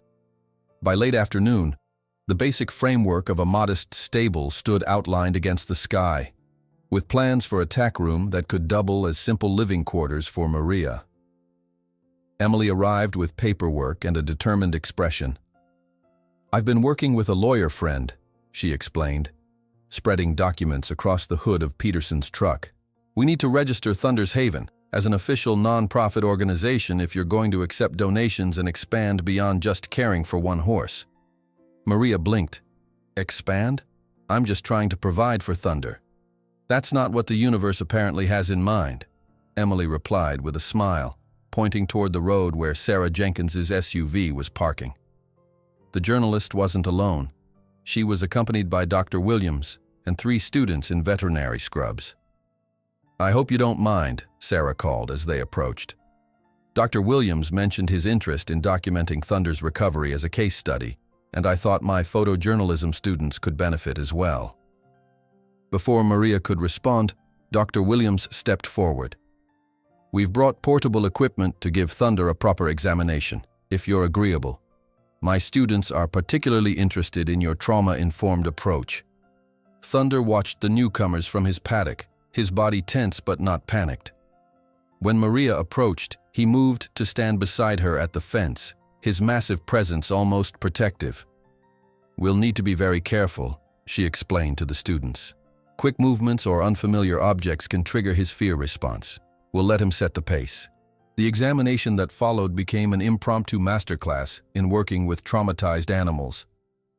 Rather than restraining Thunder or forcing procedures, Maria demonstrated how to create choices, allowing him to retreat if uncomfortable, rewarding calm with soft words and gentle touches, interpreting his body language as communication rather than resistance. "He's telling us he's reached his limit," Maria explained when Thunder backed away from the stethoscope. "We respect that. Take a break, then try again more gradually." The veterinary students watched in fascination as Thunder, given space and time, eventually allowed basic examinations that would have been impossible under traditional methods. "His recovery is remarkable," Dr. Williams concluded after listening to Thunder's heart and lungs. "Still underweight, some muscle atrophy from confinement, but his physiological stress markers are significantly reduced from what I'd expect in an abuse case." Later, as the construction crew packed up for the day, promising to return on the weekend, Maria found herself sitting on a hay bale beside the half-built stable. Thunder grazed nearby, occasionally raising his head to track her position, a behavior that spoke volumes about his growing attachment. "He's choosing to stay near you," observed Sarah, who had remained behind to capture the sunset lighting on Thunder's spotted coat. "That's the most compelling part of this story. He's free to maintain distance, but he doesn't." Maria nodded, watching the stallion's relaxed movements. "He's learning that closeness can mean safety instead of threat." The next morning brought a surprise visitor. Eleanor Whitfield, the 82-year-old matriarch of one of Kentucky's oldest horse breeding families, arrived in a luxury sedan driven by her grandson. Despite her fragile appearance and the walking cane she leaned on, her posture emanated the unmistakable authority of old money and older traditions. "So this is the famous Thunder," she remarked, studying the stallion with expert eyes. Winchester never did appreciate quality when it wasn't wrapped in blue ribbons. Maria approached cautiously, uncertain of the elderly woman's intentions. Eleanor Whitfield's family represented the aristocracy of Kentucky horse breeding, precisely the world that had always excluded people like Maria. "Mrs. Whitfield, this is unexpected." "Eleanor, please." The older woman waved away formality. "I've come because your methods interest me. 7 generations of my family have bred horses in this state. We've followed bloodlines, performance records, confirmation standards." She paused, her sharp eyes softening.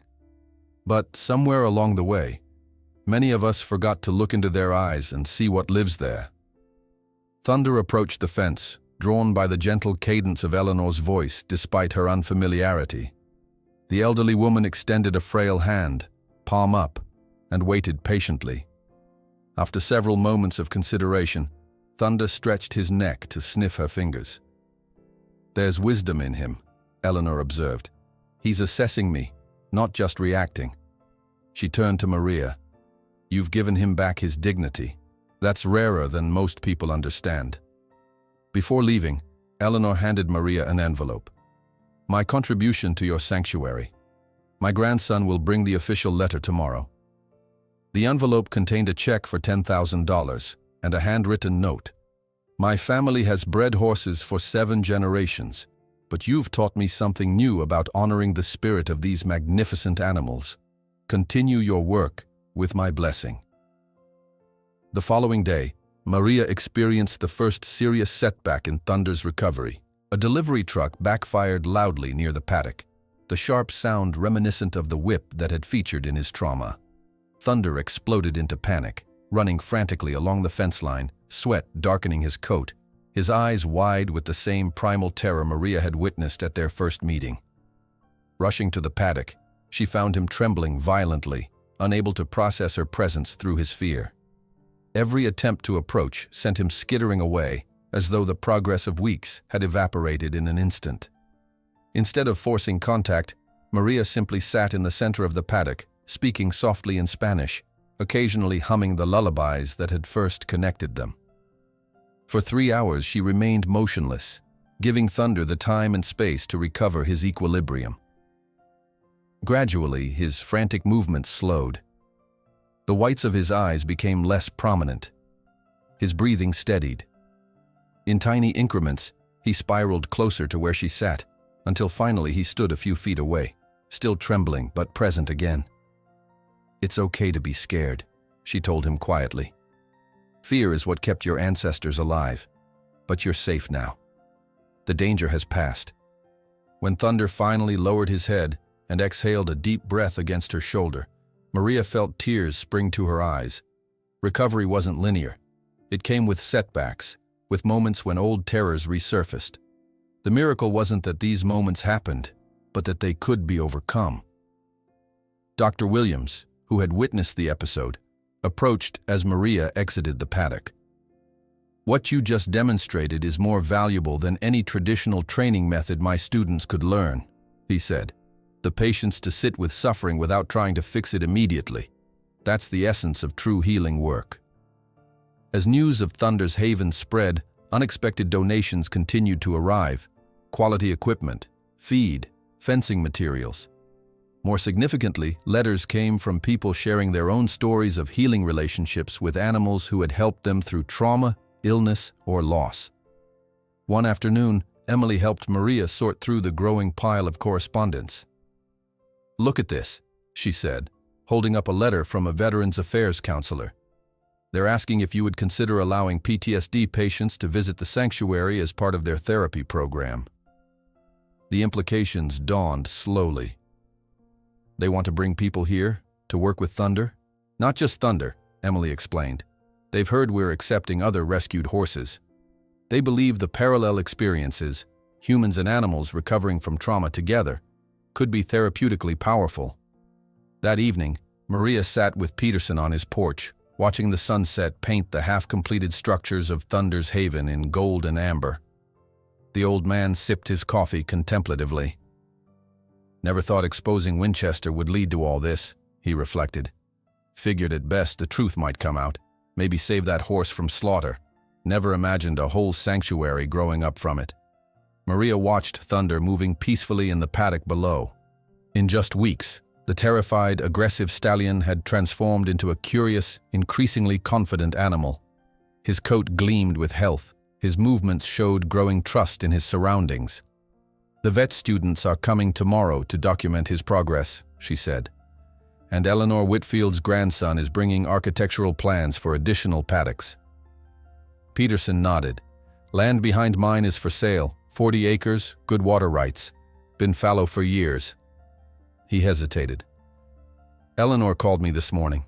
Said she and some other old money folks are putting together a land trust, thinking of buying it to expand your sanctuary." Maria stared at him, unable to process the scale of what was happening. "This is too much. I just wanted to help one horse." "Ripples in a pond," Peterson replied simply. "You dropped a stone of kindness into still water. Can't control how far the ripples go." That night, a delivery arrived, an anonymous package containing custom-made equipment for Thunder, including a specially designed halter with padding where traditional pressure points would normally cause discomfort. Attached was a note. "For the horse who showed us all that being broken doesn't mean being unfixable." As Maria hung the beautiful equipment in the tack room, she was struck by the journey that had brought her here, from invisible groom to reluctant sanctuary founder, all because she had stopped to truly see a horse everyone else had abandoned as dangerous and worthless. That night, Maria received a disturbing phone call from Sarah. "You need to be careful."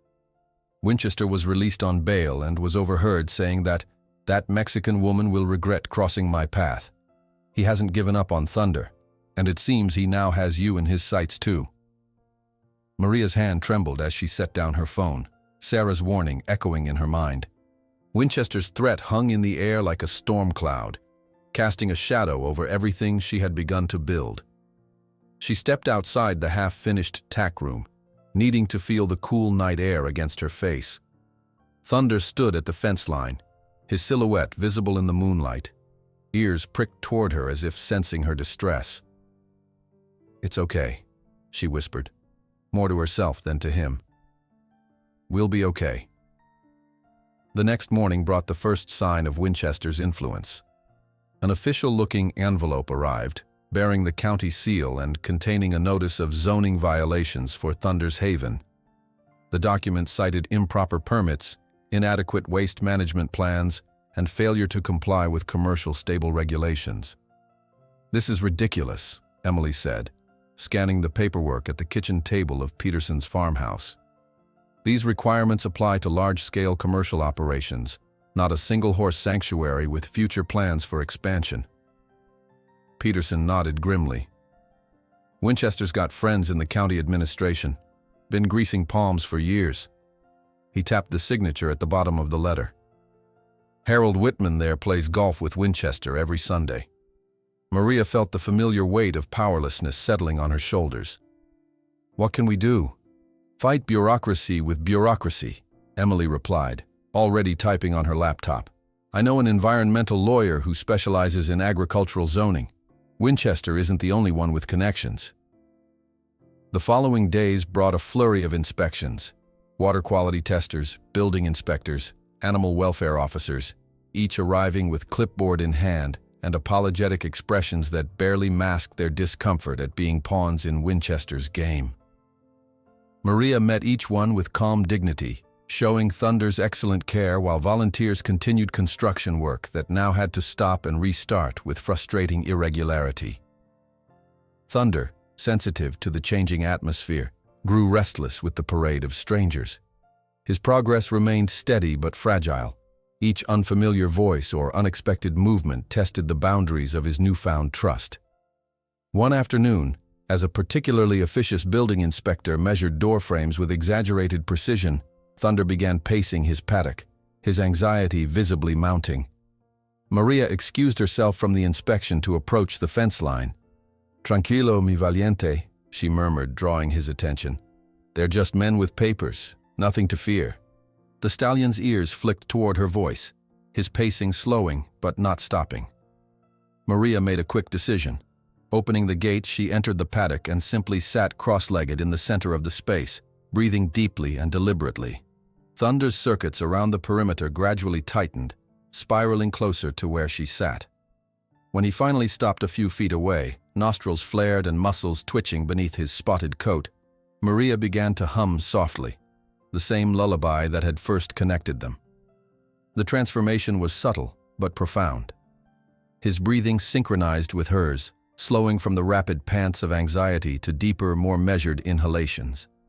The taut lines of his neck relaxed incrementally, his head lowering from its vigilant position. The building inspector, watching from the fence, shook his head in reluctant admiration.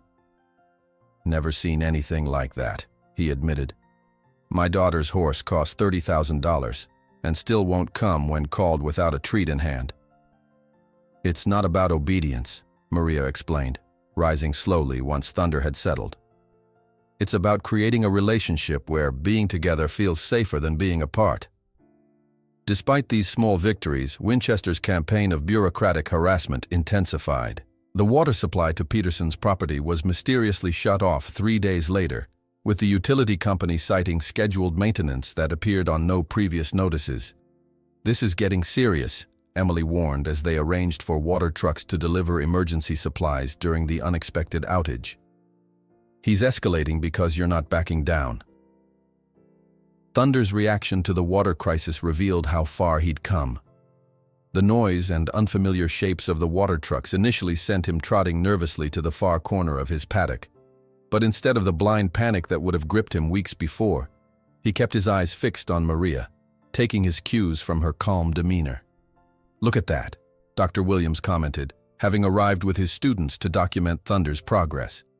"He's self-regulating by using you as his secure base. That's extraordinary development for a horse with his trauma history." The most profound test of Thunder's transformation came the following day. After weeks of patient groundwork, Maria decided to attempt something that seemed impossible months earlier. Sitting on Thunder's back without any equipment, using only their connection and mutual trust. She chose early morning for the attempt, when the sanctuary was quiet and Thunder was freshly rested. Sarah arrived to document the moment, keeping a respectful distance with her camera. Dr. Williams and 2 students watched from outside the round pen, notebooks ready to record every nuance of the interaction. "This isn't about riding," Maria explained to the observers. "It's about asking if he's ready for a new level of closeness. If he shows any resistance, we stop immediately." Thunder stood relaxed in the center of the round pen, having grown accustomed to the gentle liberty work Maria practiced with him daily. She approached slowly, her body language open and unhurried, speaking softly in the mixture of English and Spanish that had become their private language. "Estamos juntos en esto, mi amigo," she told him, running her hands along his neck and shoulders. "We're in this together." With deliberate movements, Maria placed her hands on Thunder's withers, applying gentle pressure to simulate what he would feel if she mounted. The stallion tensed slightly but remained still, his ears swiveling back to track her movements without the panic that once would have erupted at such proximity. Gradually, Maria increased the pressure, leaning more weight against his side. When Thunder remained steady, she made a fluid motion to lay across his back, her body parallel to his spine. The stallion took 2 uncertain steps, but didn't buck or bolt, an extraordinary response for a horse who once attacked anyone who came near. After several minutes in this position, with Thunder growing increasingly comfortable under her weight, Maria slowly raised herself to a sitting position on his bare back. The connection between them was palpable, her body moving in perfect harmony with his breathing, her hands resting lightly on his neck without restraint. "Increíble," she whispered, tears welling in her eyes at the profound trust this magnificent animal was placing in her. The observers outside the round pen remained silent, witnessing something that defied conventional horsemanship. Sarah's camera captured the moment Thunder turned his head to look back at Maria. their eyes meeting in a gaze of mutual recognition that spoke volumes about their journey from terror to trust. The breakthrough attracted unexpected visitors. A veterans support group coordinator had heard about Thunder's rehabilitation and arrived unannounced with 3 former soldiers, each battling PTSD from combat deployments. "Hope we're not intruding," the coordinator explained, "but these guys have been struggling with traditional therapy. When I told them about a horse who's overcoming trauma, they wanted to see for themselves." The oldest veteran, a former Marine with deep lines etched into his weathered face, stood at the fence watching Thunder graze. The man had barely spoken during their visit, his body language as guarded and vigilant as Thunder's had once been. "That horse and I have the same eyes," he finally said, his voice rough from disuse, full of things we can't forget. Maria invited the veterans to sit near the paddock, explaining Thunder's history and recovery without dramatization or clinical distance. The parallels between the stallion's hypervigilance and the veteran's constantly scanning gazes were unmistakable. "How did you get him to trust again?" asked a younger veteran, unconsciously rubbing the prosthetic visible beneath his shorts. "I didn't make him trust," Maria clarified. "I created conditions where trust became possible. He did the hard work himself." The following afternoon, as Maria demonstrated how Thunder now accepted gentle grooming from her without restraint, disaster struck. The water supply to the entire property suddenly failed completely. Not just the temporary shutdown from days earlier, but a catastrophic failure that left the growing sanctuary without resources for the animal's most basic needs. Peterson discovered the problem originated from a severed main line where it crossed beneath the access road, damage that appeared deliberate rather than accidental. "This is sabotage," he declared, examining the cleanly cut pipe. "Winchester's getting desperate." The crisis galvanized the community in ways Maria could never have imagined. Within hours of Emily posting about the emergency on local social media, neighbors began arriving with water tanks in pickup trucks. Farmers from miles around formed an impromptu convoy, creating a water brigade that ensured no animal went thirsty during the scorching Kentucky summer day. Sarah Jenkins' coverage of the water crisis pulled no punches, directly linking the mysterious infrastructure problems to Winchester's public threats.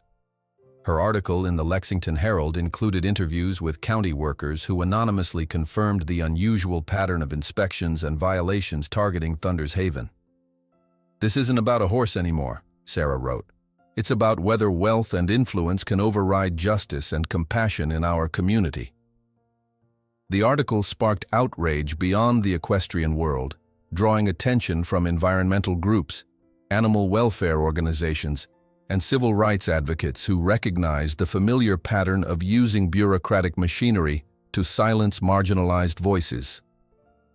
Dr. Williams made a public statement to the local news, standing before Thunder's paddock with his veterinary credentials prominently displayed.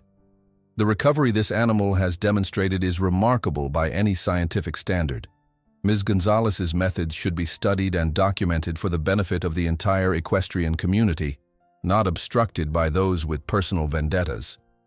As volunteers worked to install an independent water collection system that would protect the sanctuary from future sabotage, Maria received an unexpected phone call from the county judge's office.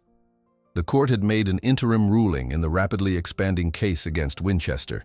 He would be required to surrender 2 additional horses from Willow Creek to Thunder's Haven as part of a preliminary settlement, including Starlight, the mare Maria had treated for colic on the day she first met Thunder, who apparently also showed signs of abuse. The arrival of Starlight and another rescue horse from Willow Creek created a flurry of activity at Thunder's Haven.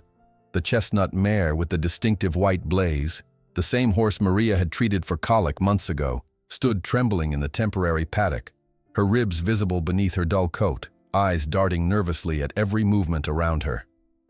"She remembers you," Emily observed as the mare's ears pricked forward at the sound of Maria's voice. Thunder watched intently from his own enclosure, his nostrils flared to catch the scent of his former stablemate. His reaction surprised Maria. Instead of the agitation she expected, he displayed an almost protective vigilance, positioning himself at the fence closest to Starlight's paddock. "They know each other," Maria murmured. "He's not afraid of her." The second horse, A young gelding named Midnight with injuries consistent with excessive spurring presented different challenges. Where Starlight showed fear, Midnight exhibited aggression, pinned ears, bared teeth, and threatening charges at anyone who approached his space. Classic defensive behavior, Dr. Williams explained to his students as they observed from a safe distance.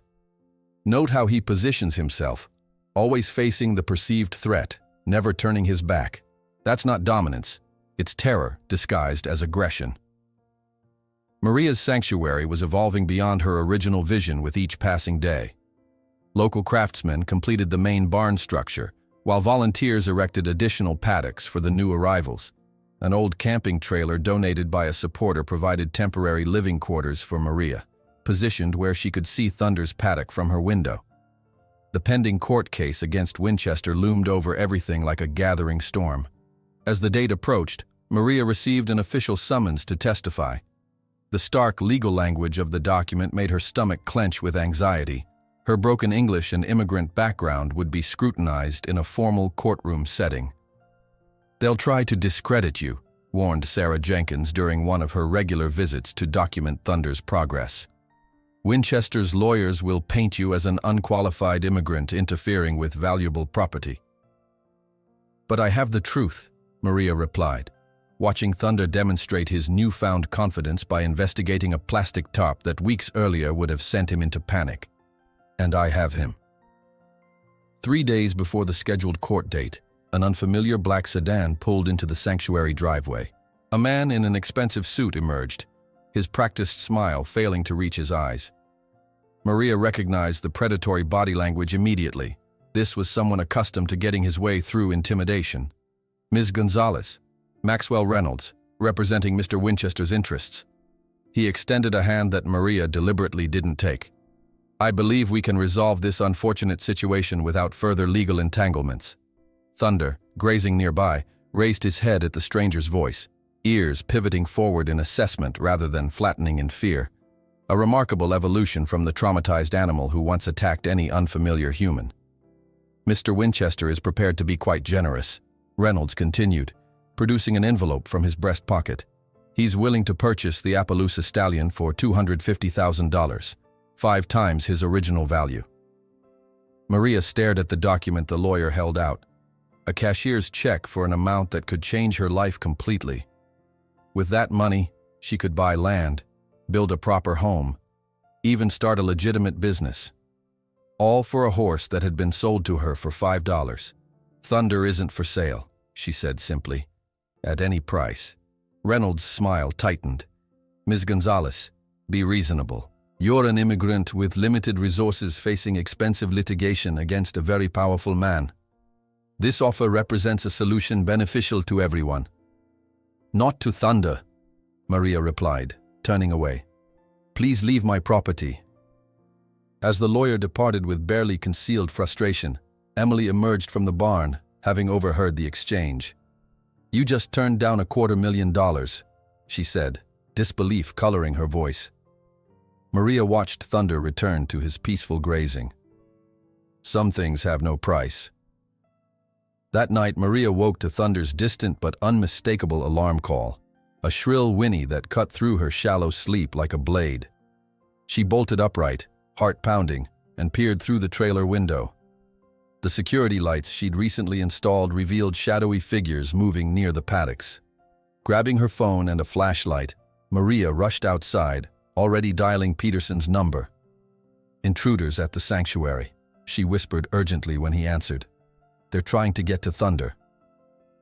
3 men in dark clothing were attempting to corner the stallion, one wielding what appeared to be a tranquilizer gun. Thunder moved with surprising tactical awareness, keeping the full width of the paddock between himself and the threat. His powerful body coiled with energy, but his movements controlled rather than panicked. "Hey!" Maria shouted, flashlight beam cutting through the darkness. "Get away from him!" The men turned, momentarily startled. The leader's face hardened with recognition. "Just trank the horse and get him loaded," he ordered his companions. "Deal with her if necessary." Maria's blood ran cold at the implication, but she stood her ground, activating the sanctuary's newly installed alarm system. The piercing siren shattered the night silence, sending the horses into heightened alert, but, crucially, not into blind panic. Headlights appeared on the access road, Peterson arriving with his old shotgun, followed closely by two neighbors who had heard the alarm. The intruders, realizing their plan had failed, retreated hastily toward a waiting van, abandoning the attempted theft. "You all right?" Peterson asked, sweeping the property with his flashlight. "Did they hurt any of the horses?"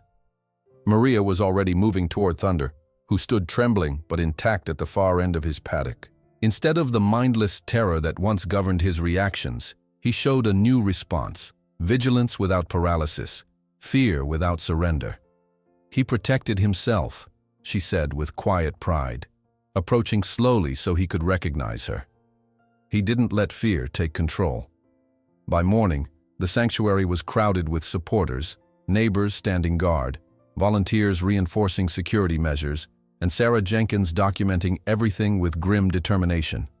The local sheriff, initially dismissive, changed his tone when Sarah revealed the van's license plate had been captured on the sanctuary's security cameras. "Those men work for a private security firm frequently employed by Winchester Enterprises," she informed Maria after making some calls. "This is the evidence we needed." The attempted theft became front-page news, with photos of Thunder standing proudly in his paddock alongside stories of Winchester's escalating legal troubles. Public sympathy, already tilting toward Maria and the sanctuary, solidified into outrage against the billionaire's apparent willingness to resort to criminal methods. On the morning of the trial, Maria stood before her mirror in the trailer's tiny bathroom, adjusting the simple blue dress she'd worn to the auction months earlier. The silver horse brooch that had belonged to her father was pinned over her heart, a talisman connecting her to her roots and her purpose. "You can do this," she told her reflection, practicing the clear, careful English she would need in the courtroom. The Jefferson County Courthouse loomed imposingly as Maria climbed the stone steps, flanked by Emily and Dr. Williams. Inside, the polished marble and dark wood paneling spoke of power and tradition, a world designed to intimidate those who didn't belong to the privileged classes. Winchester sat at the defense table, impeccably dressed in a tailored suit, his Texas swagger somewhat diminished by recent events, but his arrogance intact. When Maria entered, his gaze fixed on her with undisguised contempt. The proceedings began with technical arguments about evidence and witness credibility. Winchester's high-priced legal team worked methodically to undermine Peterson's testimony about the night of the trainer's death, questioning his eyesight, his memory, and his motivations. During a recess, Maria stepped outside for air, feeling overwhelmed by the legal maneuvering that seemed designed to obscure rather than reveal truth. She found Peterson sitting alone on a bench, looking suddenly old and vulnerable. "They're making me sound like a senile old fool with a vendetta," he said bitterly. "Maybe I am." "You saw what you saw," Maria replied simply. "Truth doesn't change because lawyers twist words." When court reconvened, the prosecutor made an unexpected motion. "Your Honor, we request permission to introduce a unique form of evidence, the Appaloosa stallion known as Thunder, whose condition and behavior are central to this case." The defense erupted in objections, calling the request theatrical and prejudicial. After lengthy arguments, the judge made a surprising ruling. "I'll allow the animal to be brought to the courthouse plaza, where the court will reconvene to observe the demonstration Ms. Gonzalez wishes to provide regarding the horse's rehabilitation." Winchester leaned toward his attorney, face flushed with anger. "This is absurd. That horse is dangerous." The logistics of bringing Thunder to the courthouse presented a new challenge, one that would test all the progress they'd made. Maria consulted with Emily and Dr. Williams, developing a careful plan that prioritized Thunder's comfort and security. "We'll use the open trailer," she decided. "He's accepted it for short distances now." The following morning, a small convoy departed Thunder's haven, Maria in Peterson's truck leading an open stock trailer, where Thunder stood calmly, followed by vehicles carrying supporters and witnesses. The journey to the courthouse would be Thunder's greatest test yet, navigating traffic, unfamiliar sounds, and the stress of confinement. Throughout the drive, Maria watched anxiously through the rearview mirror, Thunder maintained his composure with remarkable steadiness, his ears flicking to track sounds, but his body remaining relaxed. When they arrived at the designated area behind the courthouse, a crowd had already gathered: spectators, media, and court officials. "We'll take it slowly," Maria told the bailiffs, who approached with nervous expressions. "No sudden movements, no loud voices." Leading Thunder from the trailer became a moment of profound significance. The stallion stepped carefully onto the unfamiliar pavement, his spotted coat gleaming in the sunlight, head held high with alert interest rather than terror. Those who had heard stories of his former violence stared in disbelief at the dignified animal walking calmly beside the Mexican woman in the simple blue dress. Winchester and his legal team emerged from the courthouse, followed by the judge and jury. The moment Thunder caught sight of Winchester, a visible tremor ran through his powerful frame. His breathing quickened, nostrils flaring as memory surfaced. "It's okay," Maria murmured, maintaining a steady pressure on the lead rope. "You're safe." What happened next became the defining moment of the trial. Instead of the explosive panic everyone expected, Thunder moved deliberately to position himself between Maria and Winchester, his body language protective rather than aggressive. He stood tall, eyes fixed on the man who had once terrorized him, showing neither panic nor rage but a clear, conscious choice.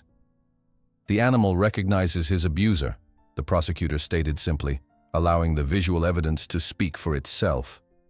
Winchester, unnerved by Thunder's steady gaze, lost the composure he'd maintained throughout the proceedings. "That horse was mine," he snapped, voice rising. "Everything on my property belongs to me, to use as I see fit." The prosecutor seized the opening. "Including Michael Collins, Mr. Winchester. Was he also yours to use as you saw fit?" "That incompetent deserved what he got," Winchester snarled, control slipping further. "He lost the championship through pure negligence, cost me hundreds of thousands in stud fees."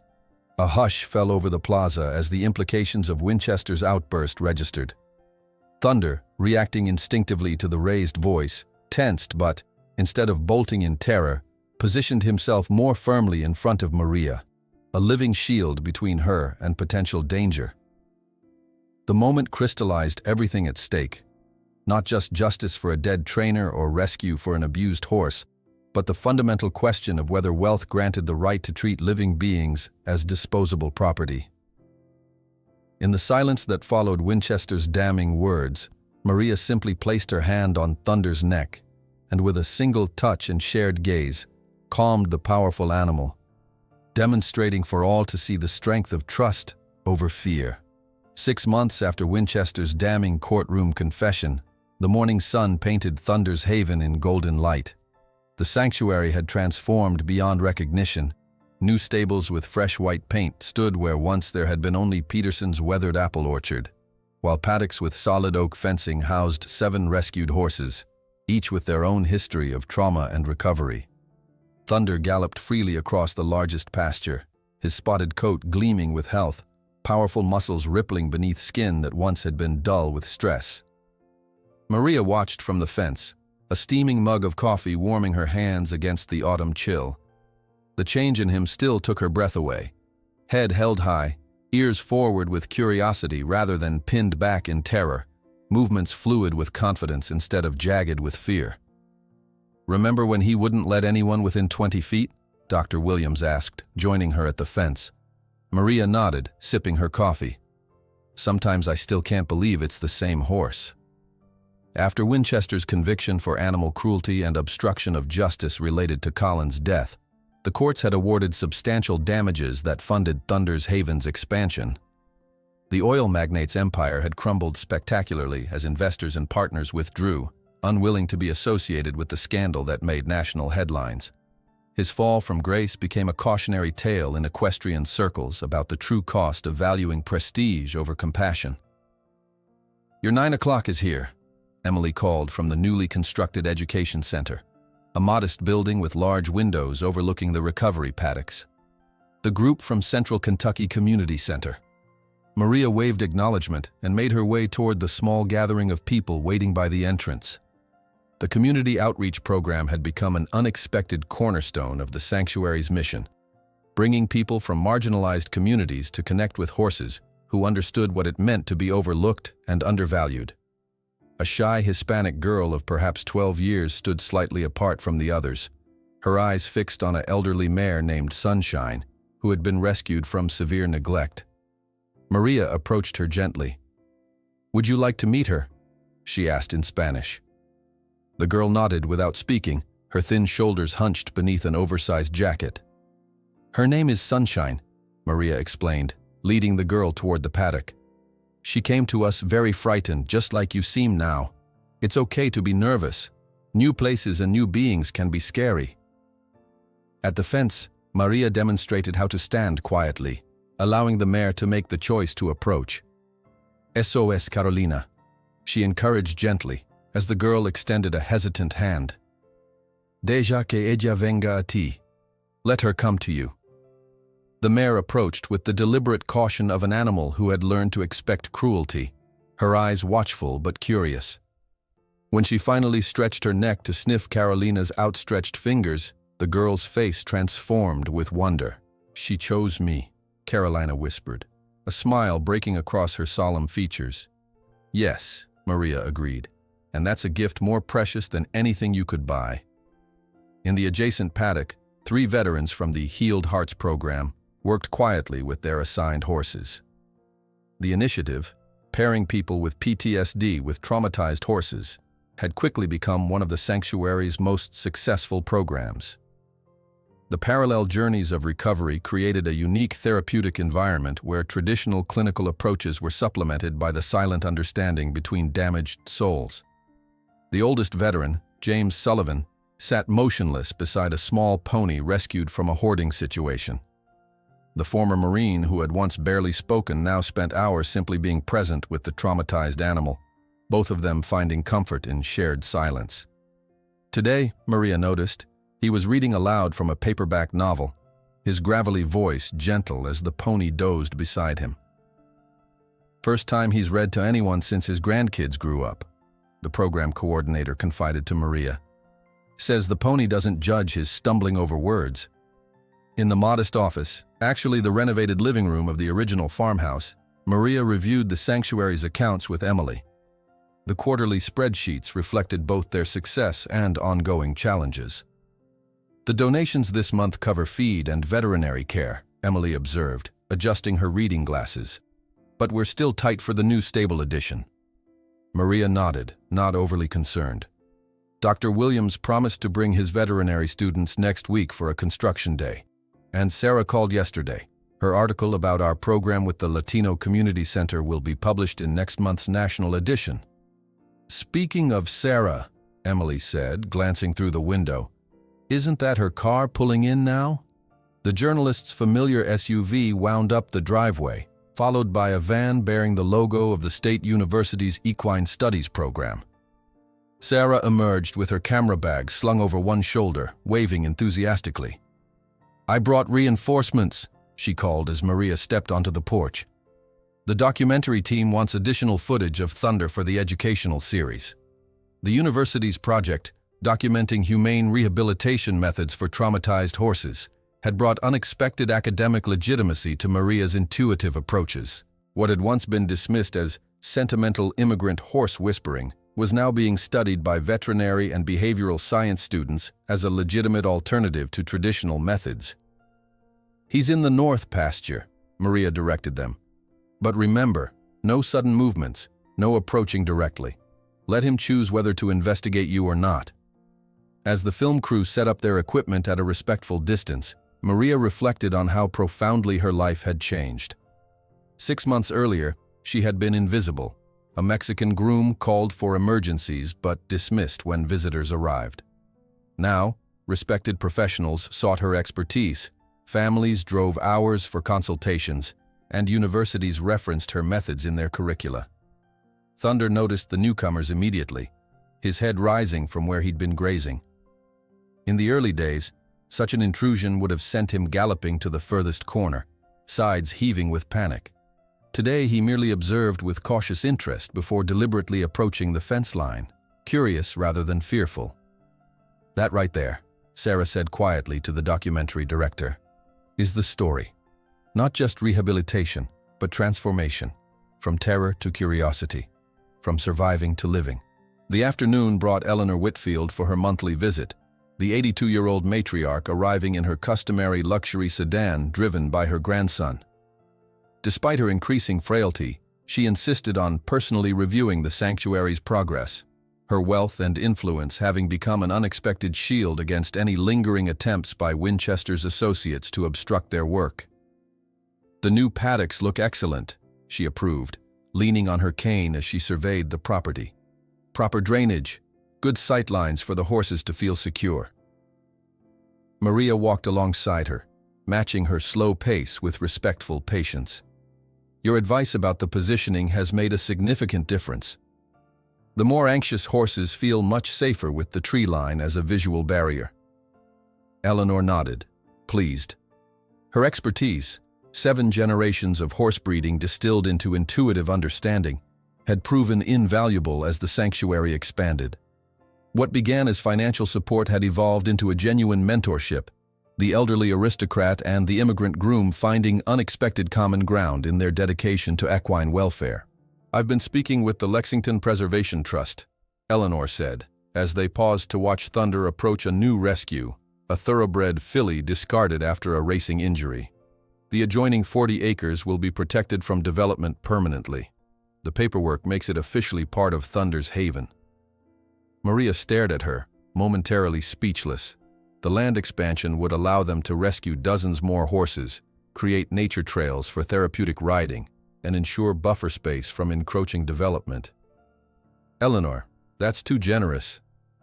"Nonsense," the older woman interrupted with a wave of her elegant hand. "My family bred horses for 7 generations thinking only of bloodlines and race results. You reminded us what we'd forgotten, that these animals are more than investments or trophies." She watched as Thunder gently greeted the nervous filly, his once traumatized presence now a calming influence for newer rescues.